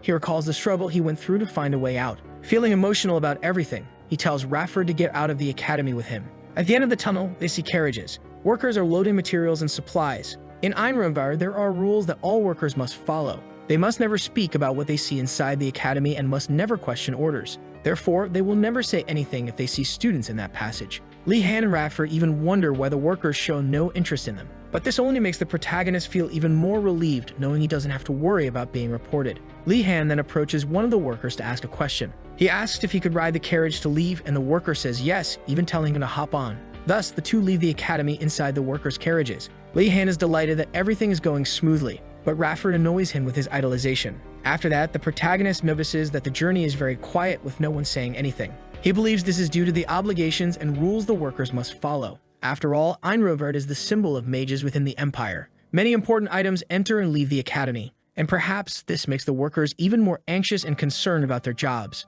But suddenly, the carriage stops. Li-Han looks to see why they stopped. He then sees someone he did not want to encounter, a familiar figure who shouldn't be there. It is Professor Garcia. She is there talking with the workers. He concludes that she isn't there because of him. Meanwhile, Rafford starts to panic at the professor's presence. However, the protagonist calms him down, saying they haven't been noticed yet. He then tells them both to just observe the situation. His thoughts turn to the professor, trying to figure out why she's there. Simultaneously, Garcia is opening a box she received from the workers. The reason she's there is that the headmaster asked her to inspect the artifacts being transported out of the academy. But her biggest problem is something else. The workers are terrified of her presence, even though she tries to smile at them. Suddenly, something catches the attention of one of the workers. He draws his sword and warns everyone to prepare for battle. Garcia thinks they intend to fight her, but the worker says he heard the sound of the Vanguard alarm. It's an emergency situation. Meanwhile, elsewhere, Workers confront two hooded figures and ask for their identities. The two claim to be passing merchants, but the worker doesn't believe them. He then says he knows they are hiding weapons behind their backs. Thus, their disguises are exposed. The two reveal themselves as thieves while praising the workers' skills. Everyone draws their weapons for battle. They assume battle positions. Then they shoot at the thieves. Without showing any reaction, the thief easily blocks the arrows with magic. It is then that the workers realize they are not dealing with ordinary thieves. The thief becomes irritated with the workers. He then says that what they are doing is aiding the mages who bring ruin to the Empire. After that, he demands that they lower their weapons and allow them to save the Empire from destruction. But the workers are only frightened by the situation. They believe they are dealing with terrorists. The thief says he's tired of them never heeding his warnings. He then charges at the workers. However, someone appears using magic. They invoke a barrier to protect the workers from the thieves. The thieves attempt to breach the barrier, but it doesn't work. The workers thank Garcia for her help. It is revealed that it was Garcia who cast the barrier. However, she isn't feeling very confident because they are dealing with highly dangerous mage assassins. She then decides to use a spell that summons magical birds to try and draw the headmaster's attention to the location. Meanwhile, the thieves attempt to break the barrier. They use a magical artifact to shatter it. They position the artifact against the barrier. The artifact begins to drain all the mana from the surroundings, thus sucking the entire barrier into itself. Garcia is alarmed by what is happening. She feels all of her mana being pulled into the artifact. Confronted with the situation, she responds that magic isn't omnipotent. She explains that they are dealing with a rare object capable of absorbing mana from the environment. One of the workers asks what that object is. Garcia replies that it's an ancient relic, a very rare type of treasure that is only found in ancient ruins and dungeons. Now the biggest question is how those thieves possess such a rare object. Garcia is at a loss for what to do as her mana continues to be drained. Then from behind her, someone attacks. One of the thieves strikes her, claiming they are delivering divine punishment against the mages. With nothing she can do, Garcia can only watch as death approaches. But suddenly, something hits the thief's head. A strong blow knocks him out instantly. Garcia and the worker are left confused. They have no idea what happened to the thief. It is then that we see someone standing near the thief's body. It's the protagonist using his invisibility artifact. We go back to 10 minutes earlier. Li-Han and Rafford observe the thieves from a distance. Li-Han tells Rafford to hide and whispers a message in his ear. Rafford is concerned for the protagonist, but he says he has a plan. Li-Han wants those anti-magic organization members stopped at any cost. So he activates his invisibility and rushes to the battlefield. Now back to the present, with one of the thieves already down. Li-Han speaks to the professor and reveals his identity. She asks why she can't see him, and he responds that he's using invisibility magic. Li-Han then asks Garcia to give him orders on what he should do. Garcia refocuses on the battle and tells everyone to prepare to fight again. The workers resume the fight. Garcia tells the protagonist to stay back and avoid getting hurt. But the enemies are too strong and can even defend against the workers' attacks. Li-Han notices how skilled they are in martial arts. He then asks why Garcia isn't using magic, and she explains about the relic in the area. She then asks how the protagonist can maintain his invisibility despite the relic draining all the mana from the surroundings. She suddenly remembers that her student, Wardenez, is different. She then asks the protagonist to lend her some mana. He extends his hand to her, transferring his mana through their touch. This allows Garcia to finally use mana. She then creates a massive ice spear. Li-Han is in awe of Garcia's magical power. Even the thieves are surprised by the spell. Garcia then launches her magic at them. The thieves drop the relic and flee, leaving the relic vulnerable to attack. Garcia then strikes the relic with all her strength, causing it to explode, releasing all the mana it had absorbed. However, her work is not yet done. She casts another spell, summoning an electric wolf. Meanwhile, the thieves decide to escape. While this is happening, the protagonist notices something. Some of Garcia's mana is being drawn elsewhere. It becomes clear that the relic is still functioning. It continues to drain some of Garcia's magic. The protagonist quickly alerts Garcia, but suddenly 4 thieves surround her to attack. A brief distraction was enough to give the thieves time to gather and strike. It is then that the protagonist rushes to help her. He attacks the first thief who approaches. The other 3 are shocked, unable to see who is attacking them. Then one of the thieves declares that it's an invisibility spell. The thief grabs a handful of sand and throws it around until it lands on the protagonist. Li-Han is startled by the thieves' quick reaction to him. But there's an even bigger problem that frightens him. One of the thieves exudes a far more murderous aura than the others. With this, he decides to prevent that guy from getting close to the professor. He removes his hood. He dispels his invisibility spell.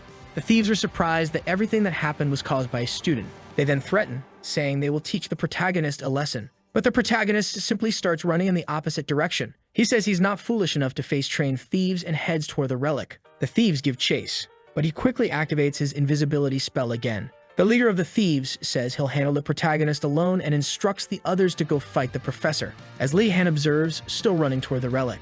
He pulls out an iron ball from inside his clothes. He then uses his magic to move objects and begins attacking the thieves who were following him. The thieves start to feel fear, realizing that the boy they thought was weak is no easy opponent. As a result, they decide to stop underestimating the protagonist. However, on the other hand, the protagonist shows signs of exhaustion from constantly using his control magic. Yet he cannot afford to lose focus in this fight. He starts overthinking what he should do, which ends up causing him mental strain. Drops of blood begin to fall to the ground, as his nose bleeds uncontrollably. At this moment, the protagonist faces a serious problem, but due to his situation, he still needs to keep running. He wonders if the bleeding is from a lack of mana, but he concludes that isn't the case as his magic is still working. He then considers that he may have overexerted his mind. However, because of the situation, he cannot stop. After all, the relic has been reactivated. He resumes attacking the thieves with the iron balls. He sends an iron ball toward each of the thieves chasing him. But when the ball is about to hit the leader of the thieves, he splits the iron ball in half with ease. After that, he smells blood in the air.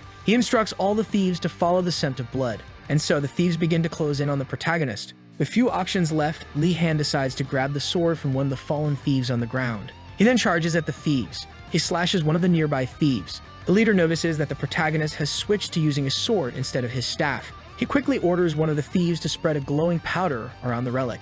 The thief starts scattering the powder everywhere, nearly hitting the protagonist. Li Han notices that his blood became visible after being hit by the thief's powder. Now Li Han is forced to abandon the idea of destroying the relic, until an idea pops into his mind. Meanwhile, the thieves begin to notice a trail of blood left by the protagonist. The leader tells everyone to be cautious. In the midst of their conversation, he notices something unusual. He then warns everyone that the scent of blood is mixed. He tells them to stay calm and proceed with caution. At that moment, one of his comrades is attacked from behind. Another one is knocked to the ground. The leader of the thieves starts to admire the protagonist's skills even more, because despite being pressured by them, Li Han still managed to come up with the idea of hiding among the fallen to mask his scent. The leader then begins to remove his mask while still addressing the protagonist. He then grabs one of the swords from his fallen comrades on the ground. It is then that he introduces himself as Garaxe. He says he will take Li Han seriously from now on. He then tells Li Han not to think he has completely hidden himself from him. He charges toward the protagonist and crosses swords with him. Li Han is frightened, unsure how he was found. The leader of the thieves then says that the protagonist breathes too loudly. He adds that there's no way he can escape him now. He then prepares to end the confrontation, and so he invokes his magic. A series of magical blades appear around him. Immediately, the blades rush toward the protagonist, but fortunately, he dodges the attack. He continues to move backward, because the attacks are relentless. Each strike is extremely powerful. Li Han begins to assess the enemy's abilities, and how he's being pressured even while invisible. However, the enemy doesn't let up. He enchants his blade to strike with full force against the protagonist. With extreme difficulty, Li Han tries to defend himself, but the attack is too much even for him. He is knocked to the ground. An overwhelming terror takes hold of him. His enemy is already at the level of using aura in his attacks. The leader of the thieves says he can hear the protagonist's fear as he breathes. He then points his sword at Li Han's neck, and finishes by saying he's curious to see what expression he's making at that moment. But Li Han is determined not to die like this. He remembers Arlong's teachings about aura. He recalls Arlong telling him that a swordsman needs to be well-trained to use aura. So the protagonist grips his sword. An incredible aura begins to emanate from his body when he strikes at his enemy. A tremendous force throws the thief backward. Even the thief can't believe what he's seeing. There stands the protagonist ready for battle. With his immense mana, he had decided to pour all his mana into his sword to fight. The thief is violently pushed away. The impact is so strong that it makes him cough up blood. He is paralyzed, unable to comprehend how that attack had such a powerful effect on him. Li Han then dispels his invisibility, while the thief also gets back up, determined not to lose to a student. Now his murderous intent intensifies. Meanwhile, the protagonist suddenly starts to sweat. His body becomes paralyzed, unable to move. He realizes he's suffering the side effects of having forced too much mana into his last attack. But he also notices that his enemy is not in much better condition. The thief charges to attack, leaping toward the protagonist with his sword in hand. He attacks, ready to kill. But Li Han cannot move his body, not even to dodge. Suddenly, the thief begins to bleed mid-attack. He then falls clumsily to the ground. Li Han still expects an attack, but seeing the enemy lying on the ground bleeding from his mouth, he finally realizes he is safe. Li Han wonders if it was his previous attack that made him fall, but he quickly collapses to the ground, relieved to have survived the assault. Then his concern turns to his professor. At that moment, Garcia runs toward him, shouting his name. Garcia asks if he's okay. While he thinks about how she survived all those thieves surrounding her, he looks around at all the defeated enemies on the ground, and he realizes he never needed to worry about her. Perhaps everything could have been resolved by her alone. Garcia tells the protagonist to relax, because the major reinforcements have finally arrived. So the video ends here. If you don't want to miss the next part, activate the notification bell, and see you next time.